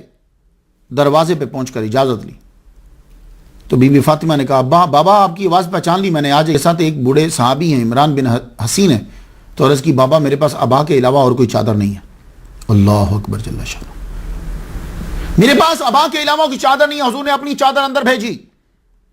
بی بی فاطمہ نے جب چادر لے لی تو تب بابا اور وہ بوڑھے صحابی اندر گئے. آج کل صوفیاء میں دیکھ رہا ہوں بڑے بڑے صوفی ہیں, تصوف پھیلا رہے ہیں, عورتیں ساتھ بٹھائی ہوئی ہیں. تو نہ یہ عمران بن حسین سے زیادہ نیک ہیں صحابی سے, اور نہ ہی وہ عورتیں حضرت فاطمہ سے زیادہ نیک ہیں. تو یہ 7 عورتیں بٹھائی ہوئی ہیں, اور اگر پبلک میں بھی تصوف جاری ہے, وہاں بھی مرد عورت اکٹھے بیٹھے ہیں. تصوف کس چیز کا ہے پہ وہ؟ ہاں مشہور ہونے کے لیے. اچھا کیوں آج کل لوگ پسند کرتے ہیں کہ عورتیں مرد اکٹھے ہوں. مشہور ہونا ہے آپ نے تو کر دیں. تصوف کو بدنام مت کیجئے گا. تصوف بی بی فاطمہ کے گھر سے نکلا ہے. بی بی فاطمہ رضی اللہ تعالیٰ نے چادر لی, آپ اندر گئے, حال پوچھا تو بی بی فاطمہ نے فرمایا بابا شدت درد سے بے چین رہتی ہوں اور بھوک سے نڈال. فرمایا بیٹی صبر کرو, میں خود 3 دن سے بھوکا ہوں. اللہ سے جو کچھ مانگتا ہوں وہ عطا کر دیتا ہے, لیکن میں نے دنیا پہ آخرت کو ترجیح دی. پھر آپ نے دست شفقت پھیرا اور فرمایا صبر کرو, تم جنتی عورتوں کی سردار ہو. تصوف سیکھنا ہے تو اس گھر سے سیکھو. یہ گھر اصلی تصوف بتائے گا کہ جو اشارہ کرے تو پتھر جو ہیں وہ ہیرے بن جائیں, لوہا سونا چاندی بن جائے. ان سے سیکھنا ہے تصوف. ایک دفعہ کسی امیر عورت نے آپ سے پوچھا کہ 40 اونٹوں کے اوپر زکوٰۃ کتنی لگتی ہے؟ میرے پاس اتنے اونٹ. آپ نے فرمایا تیرے لیے تو ایک ہے, اگر میرے پاس ہوتے تو میں سارے کے سارے رب کی راہ پہ قربان کر دیتی. اللہ اکبر اللہ. ایک دفعہ بی بی فاطمہ نے دیکھا کہ بابا مسجد میں اکیلے بیٹھے ہوئے, تھوڑی سی روٹی لے کے چلی گئی. پوری روٹی نہیں, روٹی کا ایک حصہ. بابا یہ لو. حضور پاک نے لقمہ بیٹی سے لے کے کھایا. تو پوچھتے ہیں بیٹی کدھر سے لائی ہو؟ عرض کی بابا 3 دن کے بعد تھوڑے سے جو علی لائے تھے، تو وہ میں نے پیس کیے تو ایک ہی روٹی بنی بابا. تو حسن و حسین بھی بھوکے تھے، میں ان کو بھی تھوڑی تھوڑی دی ہے. آپ کو میں نے دیکھا آپ اکیلے بیٹھے ہو تو بابا میں نے یہ لقمہ آپ کو بھی دے دی. حضور صلی اللہ علیہ وسلم لقمہ منہ میں ڈالا تو الگ سے نیچے جب وہ اترا تو کہنے لگے بیٹی 4 پہر گزر گئے ہیں، پہلا لقمہ ہے جو گلے سے نیچے اترا. دیکھو یار، اگر عیسیٰ علیہ السلام کھانے منگوا سکتے ہیں تو ہمارے نبی نہیں منگوا سکتے؟ لیکن نہیں، تصوف یہاں سے آئے. ایک دفعہ کا واقعہ، 2 دن گزر گئے، پکانے کو کچھ نہ تھا. کچھ رات کے وقت کوئی شام سے تاجر آیا تو اس کے اونٹوں سے سامان کو نیچے اتارنا تھا. مولا علی شیر خدا کو وہاں مزدوری مل گئی. آپ نے سامان اتارا، سامان اتارنے کے بعد اس نے آپ کو کچھ دیا، آپ فوراً سے، آپ کو معلوم تھا کہ گھر میں کچھ نہیں ہے، آپ نے فوراً ایک دکان سے جو لیے، جو لے کر گھر آئے. بی بی فاطمہ بہت خوش ہوئی، فوراً ان کو پیسا، روٹی پکائی، روٹی پکا کے حضرت علی کے سامنے رکھ دی. سامنے رکھے خود ان کو دیکھنے لگی. وہ جب روٹی کھا چکے تو پھر خود کھانے لگی. حضرت علی کو یہ ادا بڑی پسند آئی، اس لیے ہماری جو مائیں تھیں وہ بعد میں کھانا کھاتی تھی. فرق کوئی نہیں پڑتا، ایک چھوٹی سی بات سے گھر خوش ہو. نہیں، آپ پاک کھاؤ. آپ دیکھ کر مسکرانے لگ گئے اور فرماتے ہیں حضور نے سچ کہا ہے، فاطمہ دنیا کی بہترین عورتوں میں سے. آج کل تو ہم لوگ کام کرتے ہوئے تھک جاتے ہیں، واقعی تھک جاتے ہیں. اس میں یہ نہیں ہے کہ میری بہنیں یا بھائی یا بیٹیاں کوئی جھوٹ بولتی ہوں گی، کام جسموں میں جان ہی اتنی نہیں. لیکن بی بی فاطمہ تو بہت ہی کام کرتی. ان کو رات کو عبادت بھی کرنا ہوتی تھی، بچوں کو سنبھالنا ہوتا تھا. وہ چکی پیسنا بہت مشکل ہوتا ہے، ہاتھ پہ چھالے پڑ جاتے. اور کنویں سے پانی کھینچنا، آج تو ٹوٹی کھولو تو پانی آ جاتا ہے نا، تو وہ پانی کھینچنے کے لیے یوں رسے کو پکڑتے تھے، وہ بار بار رسا چلتا تھا تو یہاں چھالے پڑ جاتے. اب بی بی فاطمہ کی کافی عمر ہو گئی. حضرت علی کہنے لگے کہ غلام آئے ہیں تو آپ جاؤ اور جا کے بابا سے درخواست کرو کہ ایک ہی غلام دے دیں، پانی کا مسئلہ تو حل ہو جائے، یہ چکی کا بھی مسئلہ حل ہو جائے. بی بی فاطمہ زہرا رضی اللہ تعالیٰ عنہ نے بڑی چادر لی. آپ گئیں، دیکھا تو بابا جو ہیں وہ مصروف ہیں، تو آپ بی بی عائشہ صدیقہ رضی اللہ تعالیٰ عنہ سے مل کے واپس آ گئیں. واپس جب آئیں تو حضور صلی اللہ علیہ وآلہ وسلم ویسے ہی دن میں 1-2 بار تو جاتے ہی تھے. گھر آئے تو آپ کو اپنی بیٹی کی خوشبو آئی تو جلدی سے گئے. ہاں بیٹی آپ گھر آئی تھی، خیریت؟ کہا بابا گھر اس لیے آئی تھی کہ آپ کے پاس غلام آئے ہیں تو آپ مجھے بھی کوئی ایک غلام دے دیتے. اللہ اکبر. حضور صلی اللہ علیہ وآلہ وسلم نے جو جملہ کہا ہے وہ سن لیجیے، اور یہ سارے لیڈروں کے لیے لایا عمل ہے. حضور صلی اللہ علیہ وآلہ وسلم کہنے لگے بیٹی بدر کے شہیدوں کے جو یتامہ ہیں کیا ان کو چھوڑ دوں؟ وہ صحابہ صفہ وہ گھر بھر چھوڑ کر جو اس چبوترے کے اوپر بیٹھے رہتے ہیں، بیٹی ان کا سب سے پہلے آ کے انہیں دوں. لیکن بیٹی میں تمہیں ایک چیز بتا دیتا ہوں، جب سارا دن کام کر کے تو تھک جائے اور بستر پر لیٹنے لگے تو میری بیٹی تو 33 مرتبہ سبحان اللہ اور 33 مرتبہ الحمدللہ اور ایک روایت ہے کہ 34 مرتبہ اللہ اکبر یہ پڑھ لیا کر بیٹی، اللہ تعالیٰ تجھے طاقت عطا فرما دے گا اور تیرا سب درد اور دکھ دور ہو جائے. اسے تسبیح فاطمی کہتے ہیں. پھر ہمارے اولیاء نے، بزرگوں نے، صوفیاء نے کیا کیا؟ ہر نماز کے بعد اس کو شروع کر دیا کہ جو چیز ایک باپ نے اپنی بیٹی کو دی ہے، صرف ایک عام باپ نہیں ہے، سید الانبیاء ہے، وہ اپنی بیٹی فاطمہ زہرا رضی اللہ تعالیٰ عنہ کو جو چیز دے رہے ہیں وہ چیز کوئی گھٹیا نہیں ہوگی، زبردست چیز ہوگی. تو ہمارے بزرگوں نے پھر ہر نماز کے بعد 33 بار پڑھنا شروع کیا. تو ہاتھوں کے اوپر پڑھتے. میں ترکی میں جب گیا ہوں تو وہاں اب خیر مولوی صاحب یہاں تو پڑھتے نہیں، ہر چیز بدعت ہو گئی ہے. اب تو دعا مانگنا بھی بدعت ہو گئی ہے، لوگ اس طرح بھاگتے ہیں جیسے ان کو کسی نے مارا ہے صف کے نیچے سے. تو وہاں کیا ہوتا ہے، ترکی میں نے دیکھا، ایک مسجد میں نہیں سب میں وہ تسبیح لے کر یہ ضرور پڑھتے ہیں. امام بیٹھتا ہے اور یہ پڑھا جاتا ہے، اللہ اکبر جل شان. ہر نماز کے بعد اس کو وظیفہ بنا لیا. اس کے بارے میں مختلف حدیث ہیں. حضرت زینب بنت فاطمہ 5 ہجری میں کہ آخر میں آپ کی ولادت ہوئی. حضرت فاطمہ کے ہاں بیٹی کی ولادت. آپ کا ایک اور بیٹا محسن بھی ہے لیکن ان کا وصال ہو گیا. تو حضور صلی اللہ علیہ وسلم 3 دن کے بعد آئے جب ان کی ولادت ہوئی. کہیں گئے ہوئے تھے، ان کا نام زینب رکھا، اور حضور فرماتے ہیں کہ ان کی شکل جو ہے وہ خدیجہ سے زیادہ ملتی۔ حضرت ام کلثوم پیدا ہوئی 6 ہجری میں۔ ام کلثوم اہل تشیع کی کتاب میں یہ ہے کہ ان کا نکاح حضرت علی کی مرضی سے حضرت عمر رضی اللہ تعالیٰ عنہ سے ہوا۔ حضرت عمر رضی اللہ تعالیٰ عنہ سے ان کا ایک بیٹا پیدا ہوا، زید۔ وہ زید جو ہیں وہ ایک مرتبہ کہیں گئے تو تاریکی میں کسی نے ان پر حملہ کر دیا، حملہ کیا تو آپ اس حملے کی وجہ سے شدید زخمی ہوئے، پھر آپ شہید ہو گئے۔ اس کی خبر جب آپ کو پہنچی، والدہ کو، ام کلثوم بنت فاطمہ کو جب خبر پہنچی تو آپ یہ صدمہ برداشت نہ کر پائیں۔ آپ کی ہم واقعہ جس سے بی بی فاطمہ الزہرا رضی اللہ تعالیٰ عنہ کا درجہ جو ہے وہ لوگوں پر واضح ہو جاتا ہے، وہ مباہلہ ہے۔ 9 ہجری کے اندر یہ مباہلہ ہوا۔ 5 ہجری کے بعد ارد گرد کے علاقوں سے وفود جو ہیں اس کا سلسلہ شروع ہوا۔ 9 اور 10 ہجری کے اندر تو بہت زیادہ وفود آنے لگے۔ 9 ہجری کا تو نام ہی رکھ دیا گیا، سال الوفود نام رکھ دیا گیا۔ اس میں ایک مشہور وفد آیا نجران کا، نجران سے۔ یہ نجران جو ہے یہ پہلے یہودیوں کا گڑھ تھا، پھر 500 صدی جو آئی اس کے اندر عیسائیوں کا داخلہ ہوا۔ عیسائی جو ہے نجران کے علاقہ میں چھا گئے۔ یہ جو علاقہ ہے یہ آج بھی سعودی عرب اور یمن کا جو بارڈر ہے اس بارڈر کے اوپر ہے۔ تو عیسائی جب آئے تو عیسائیوں کی یہ الگ سے سٹیٹ بن گئی، ایک قسم کی عظیم الشان گرجا تھا جس کے کعبہ نجران جسے کہتے تھے۔ شہر کیا تھا؟ ایک پوری سٹیٹ تھی۔ دینی معاملات کا بڑا اسقف، اس کا ٹائٹل اسقف۔ خارجی امور کا نگران اسے سید کہتے تھے، اور داخلی امور کا نگران اسے عاقب کہتے تھے۔ تو 60 آدمی وہاں سے چلے، اسقف بھی ہے، سید بھی ہے، عاقب بھی ہے، 14 سردار ساتھ۔ اور یہ قافلہ جو ہے وہ اتوار کے دن مدینہ شریف میں آیا۔ تو اتوار کو چونکہ یہ پوجا کرتے ہیں، یہ سیدھا مسجد میں چلے گئے۔ اب وہاں کوئی گرجا تو تھا نہیں، یہ مسجد میں چلے گئے۔ اب ان کو اسلام کے بارے میں اتنا کیا معلوم؟ مسجد میں گئے، مسجد میں انہوں نے اپنی پوجا شروع کر دی۔ جو ہی انہوں نے اپنی پوجا شروع کی، صحابہ کرام ان کو روکنے کے لیے دوڑے۔ حضور صلی اللہ علیہ وسلم نے فرمایا کہ رک جاؤ۔ جو انہوں نے اپنی پوجا کر لی تھی اس کے بعد جو ہے وہ سلسلہ شروع۔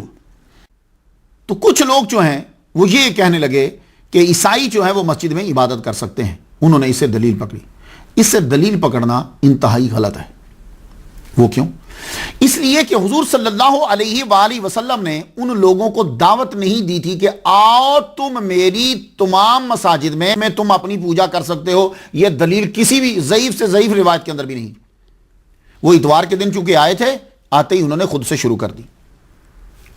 ایک بات۔ دوسری بات یہ ہے کہ اس وقت تک ابھی یہ آیت نہیں اتری تھی الیوم اکملت لکم دینکم واتممت علیکم نعمتی وردیت لکم الاسلام دینا۔ ابھی مسائل جو ہیں وہ بتدریجاً اوپر بڑھ رہے ہیں۔ اللہ کا بیٹا کسی کو قرار دے دینا یہ گالی ہے، تفصیل پڑھ لیجیے۔ تو حضور اپنی عبادت گاہ میں اللہ کو گالیاں دینے کی اجازت کسی کو نہیں دیں گے۔ اور عیسائی جب پوجا کرتے ہیں تو یہی کہتے ہیں جیزس سن آف گاڈ۔ اور سب سے بڑی دلیل جو ہے وہ یہ ہے کہ اللہ تعالیٰ نے قرآن مجید میں ارشاد فرمایا وَأَنَّ الْمَسَاجِدَ لِلَّهِ فَلَا تَدْعُوا مَعَ اللَّهِ أَحَدًا، مسجدیں اللہ کے لیے ہیں، اللہ کے سوا کسی اور کی وہاں پوجا نہیں ہوگی۔ اب بتائیے کہ کیا حضور صلی اللہ علیہ وآلہ وسلم ان کو دعوت دیں گے کہ آؤ؟ اور جو آدمی اپنی مساجد کے اندر عیسائیوں کو یا یہودیوں کو اس بات کی اجازت دے کہ تم اللہ کو عیسیٰ کا باپ کو ہو، عیسیٰ کو اللہ کو ہو، عیسیٰ کو اللہ کا بیٹا کو ہو، مریم کو تم خدا کے برابر مانو، اس بات کی اجازت دے دے گا تو گویا کہ وہ قرآن کی اس آیت کے خلاف کر رہا۔ عیسائی جب عبادت کر رہے ہوتے ہیں تو ان کی عبادت ایک دن ایسی ہوتی ہے کہ اس کے اندر بریڈ بھی کھائی جاتی ہے اور شراب بھی پی جاتی ہے۔ تو یہ آپ مسجد میں اجازت دیں گے؟ یہ کون سی مسجدیں ہیں؟ وَأَنَّ الْمَسَاجِدَ لِلَّهِ فَلَا تَدْعُوا مَعَ اللَّهِ أَحَدًا کے سامنے تو حدیث نہیں رک سکتی۔ تو یہ بات سب لوگ آپ یاد رکھیے گا کہ وہ کتنے بھی واقعات ہوں مسجدیں اللہ کے لیے ہیں، اللہ کی عبادت کے لیے ہیں، اللہ کے علاوہ کسی اور کی وہاں عبادت نہیں ہوگی۔ تدعو پکارا نہیں جائے گا، عبادت نہیں ہوگی، اس سے مراد عبادت نہیں ہوگی۔ اور اگر یہ دلیل لی جائے کہ محمد مصطفیٰ صلی اللہ علیہ وآلہ وسلم نے نجران کے عیسائیوں کو عبادت کرنے دی تھی، روکا نہیں تھا، تو پھر مسلم شریف میں ایک حدیث ہے، ترمذی میں بھی ہے، مسند امام احمد میں بھی ہے، لفظ مختلف ہیں۔ ایک آدمی جو ہے وہ اس نے مسجد میں پیشاب کر دیا، مسجد میں یورن کر دیا. جب یورن کرا تو صحابہ کرام اس کو مارنے کے لیے دوڑے. آپ نے فرمایا نہیں، اس کو یورن کر لینے دو.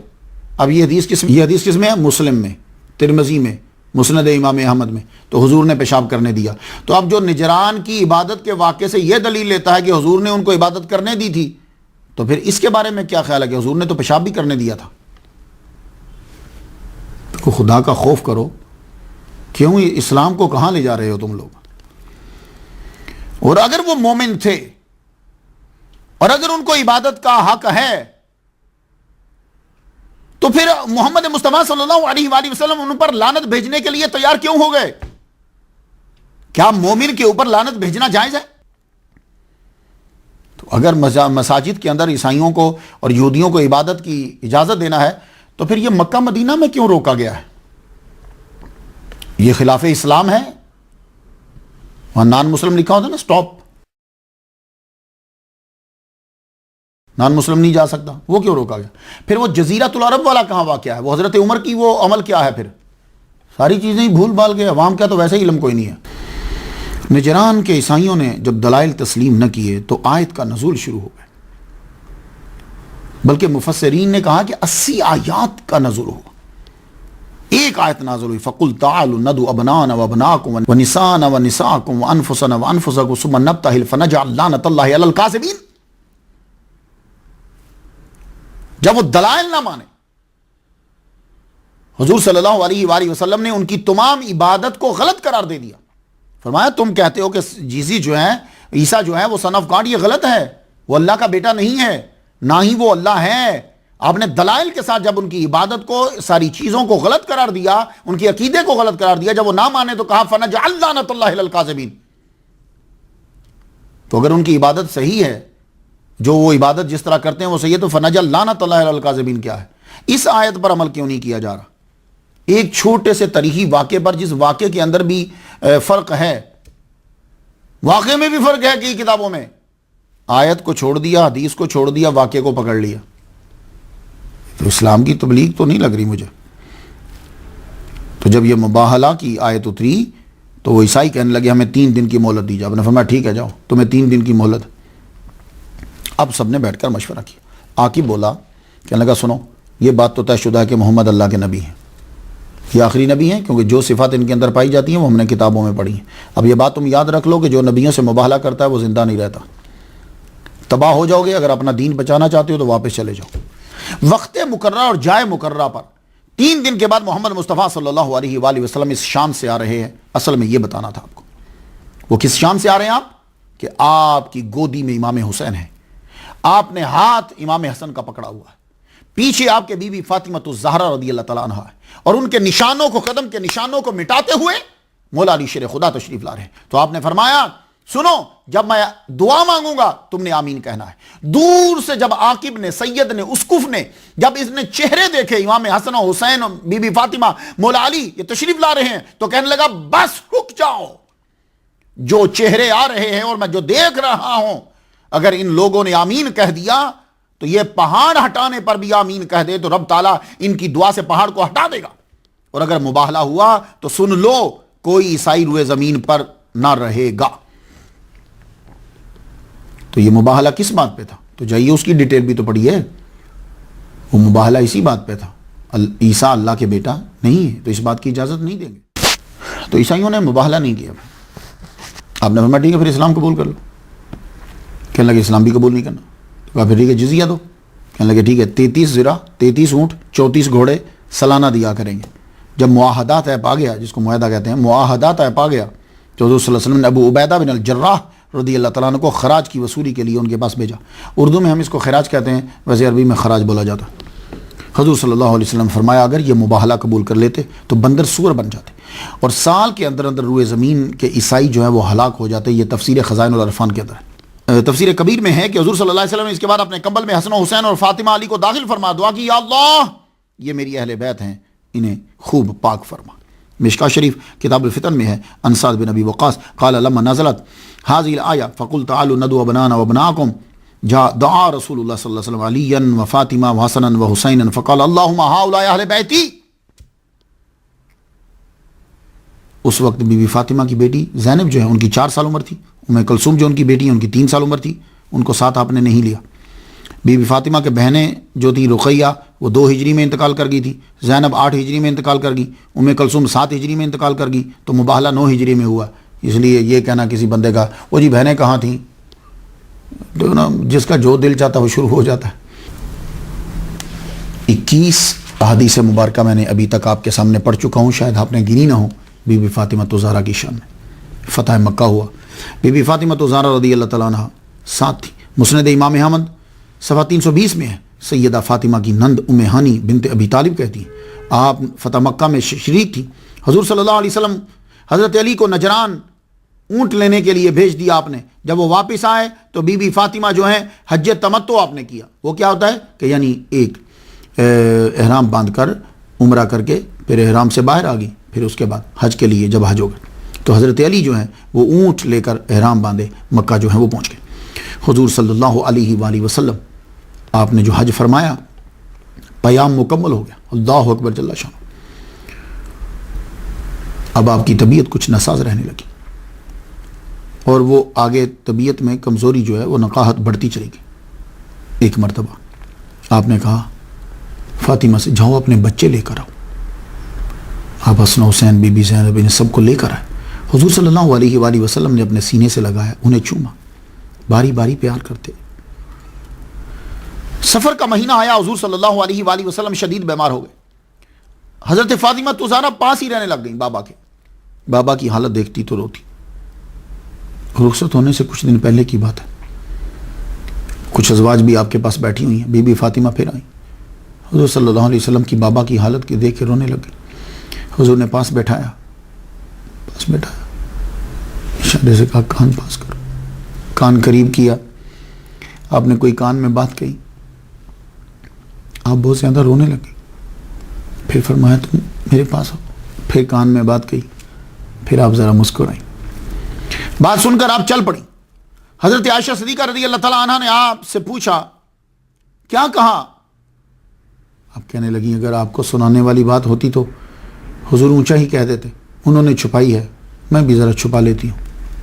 اب چلی گئی۔ بڑے عرصے کے بعد حضور جب دنیا سے تشریف لے گئے تو ایک روز ام سلمہ نے پوچھا وہ کیا وجہ تھی کہ آپ روئی تھیں اور پھر مسکرائی تھی؟ کہنے لگی حضور صلی اللہ علیہ وآلہ وسلم نے جو میں روئی تھی، حضور نے میرے کان میں یہ کہا تھا کہ جبریل آتے ہیں ہر سال، ایک دفعہ قرآن مجید کا دور ہوتا ہے، میں سناتا ہوں، وہ سنتے ہیں، وہ سناتے ہیں، میں سنتا ہوں۔ اب کی بار انہوں نے 2 مرتبہ سنایا، لگتا ہے کہ اپنا ٹائم آ گیا تو میں رو پڑی۔ پھر انہوں نے مجھے پھر پاس بولا کہ اپنا منہ مبارک میرے کان کے پاس، کہنے لگے روتی کیوں، تم ہی مجھ سے آ کے پہلے ملو گی۔ تو میں مسکرا پڑی۔ حضور صلی اللہ علیہ وآلہ وسلم کی روح قبض انصری سے پرواز کر گئی۔ اسرائیل علیہ السلام نے آ کر آپ سے اجازت لی کہ یا رسول اللہ آپ جانا چاہتے ہیں یا رہنا چاہتے ہیں؟ فرمانے لگے میں جانا چاہتا ہوں۔ اسرائیل علیہ السلام آپ کی روح مبارک کو لے حضور صلی اللہ علیہ وسلم کا وصال ہوا۔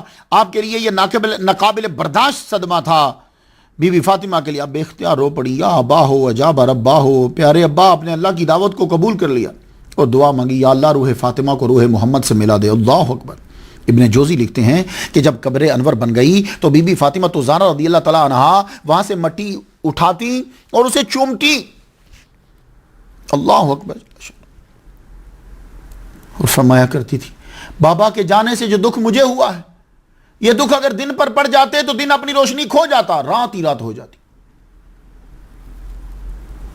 پھر تو جیسے کام ہی آپ کا یہی بن گیا رونا، روتی بیٹھتی ہوں روتی۔ آپ ایک جگہ تو میں پڑھتا ہوں کہ آپ نے ایک جگہ مخصوص کر لی جہاں سے بابا کی قبر نظر آتی، آپ اپنے بچوں کو لے کے بیٹھ جاتی ہیں اور روتی روتی۔ اللہ اکبر جل شان۔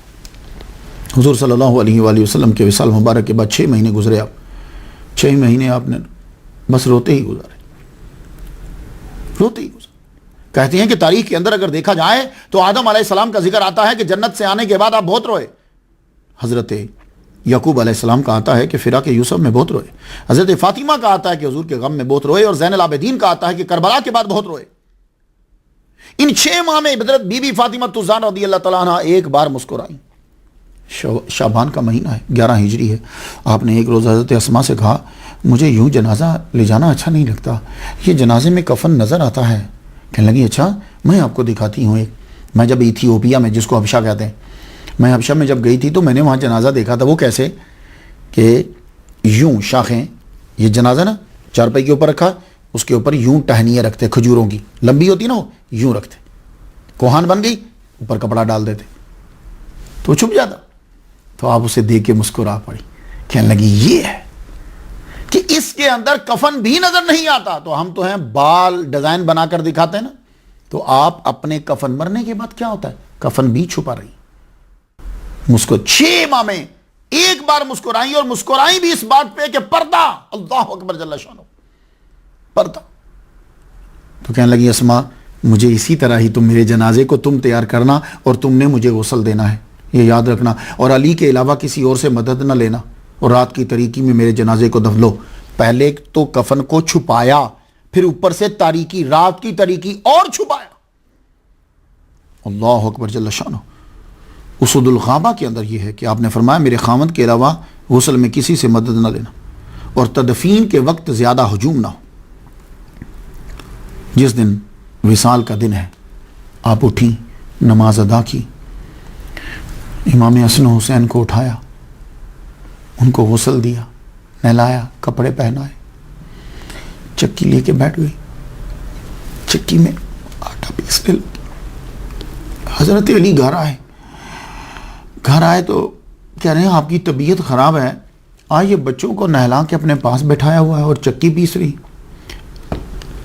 کہنے لگی آٹا تھوڑا سا پیس لوں کیونکہ اب میں جا رہی ہوں، ایسا نہ ہو کہ بچوں کو بھوک لگے اور بیچاروں کو بھوک لگے اور روٹی نہ ملے تو روٹی پکا کے جاؤں.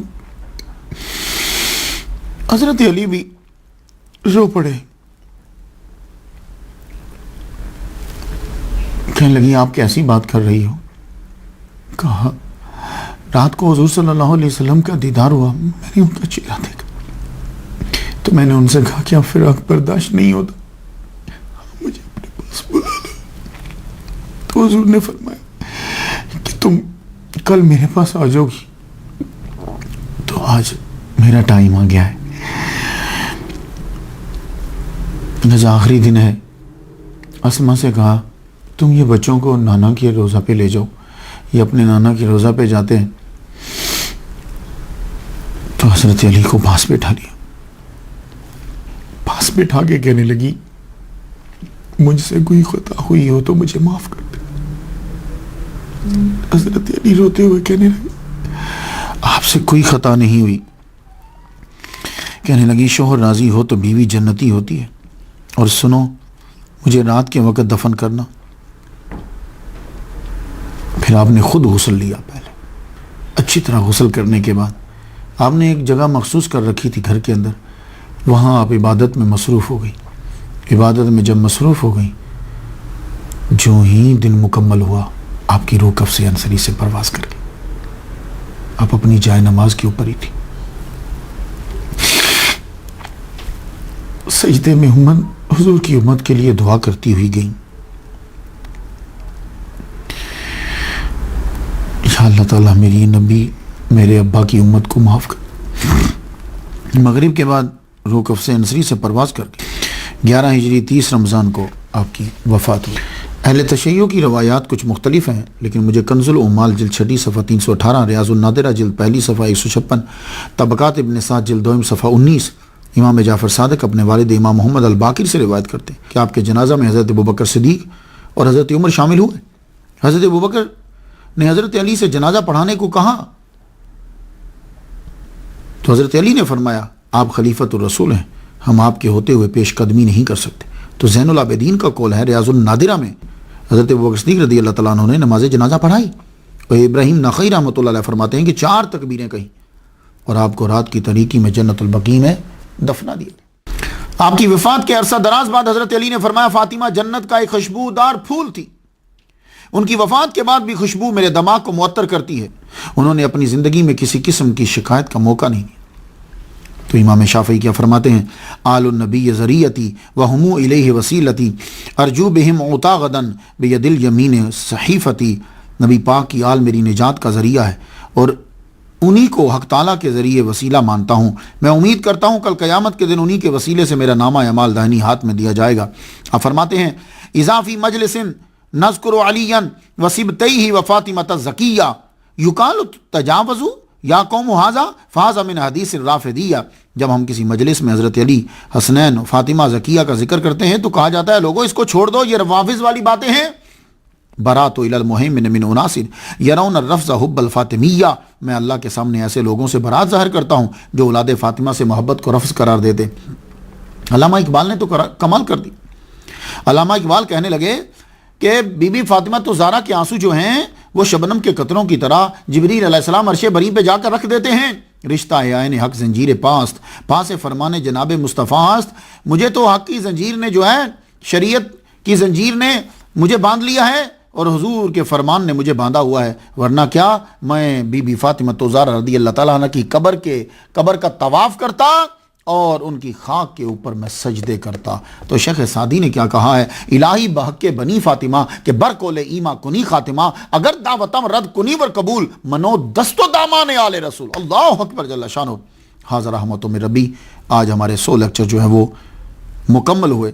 ربی اللہ تعالیٰ نے ہم پر کرم کیا کہ آج ہمارے 100 لیکچر جو ہیں وہ مکمل ہوئے، تو اللہ تعالیٰ نے ہمیں ایک بہت بڑی ٹرافی سے نوازا۔ میں سمجھتا ہوں کہ نوبیل پرائز بھی ملتا تو شاید اتنی خوشی نہ ہوتی جتنی خوشی اس ٹرافی اور اس اعزاز اور اس تبرک کے ملنے پر ہوئی۔ یہ جو آپ دیکھ رہے ہیں یہ حضور صلی اللہ علیہ وآلہ وسلم کی قبر مبارک کی چادر کا حصہ ہے۔ یہ ہمارے جو پروفیسر صاحب ہیں، اکثر آپ ان کا نام سنتے ہیں، ان کے نانا سید احمد غیاث، ان کو 1950 میں یہ چادر مبارک ملی تھی۔ انہوں نے اپنی بیٹیوں میں اس کے حصے جو ہیں وہ بانٹ دیے۔ یہ ایک حصہ جو ہے ان کی بیٹی نے ہمیں عطا کیا ہے ہمارے 100 لیکچر مکمل ہونے پر۔ اللہ سے دعا ہے کہ اللہ تعالی ہمیشہ سے ہم پر حضور صلی اللہ علیہ وآلہ وسلم کا سایہ رہے، اور آپ سب سننے والوں کو اور میری ساری ٹیم کو اس بڑے عظیم تبرک کے ملنے پر بڑی خوشی اور مبارکباد۔ یہ ہمارے لیے بڑے ہی اعزاز کی بات ہے۔ یہ ہے اصلی بی بی فاطمہ کی کہانی۔ جب مشکل ہو تو اسے پڑھو۔ اور ایک وظیفہ بتا رہا ہوں آپ کو اپنا ہی ہے کہ تمہیں جب بھی کبھی مشکل آئے 100 مرتبہ تم سورہ فاتحہ جو ہے وہ پڑھو، اس کا ثواب دو۔ بی بی فاطمہ زہرا رضی اللہ تعالیٰ عنہ کو اس کا ثواب دو، اللہ تعالیٰ تمہاری جو ہے وہ مشکلیں حل فرمائے گا۔ بی بی فاطمہ زہرا رضی اللہ تعالیٰ عنہ کا ایک خاص عمل تھا۔ جمعے کے دن عصر کی نماز کے بعد آپ بیٹھ جاتی تھی اور بے فدہ سے کہتی تھیں کہ دیکھو سورج غروب تو نہیں ہو رہا، تم نے مجھے بتانا ہے کہ جس وقت یہ قریب چلا جائے، تو جب سورج ڈوبنے کے قریب ہوتا تو وہ بتا دیتی کہ اب ڈوبنے کے قریب ہے، تو آپ اس وقت پھر جو ہے وہ دعا مانگنا شروع ہو جاتی کہ جمعہ کے دن عصر کے بعد کا ٹائم بڑی قبولیت کا ٹائم ہے۔ اس لیے میں اپنی بہنوں سے یہ گزارش کروں گا کہ آپ لوگوں کو جب بھی کبھی کوئی پرابلم ہو آپ اس پر عمل کریں۔ آج اللہ نے ہم پر بڑا کرم کیا ہے اور یہ صدقہ ہے بی بی فاطمہ کا۔ خدا تعالیٰ بی بی فاطمہ کا صدقہ سب کی مشکلیں آسان فرمائے۔ اجازت دیجیے، وآخر دعوانا الحمدللہ رب العالمین۔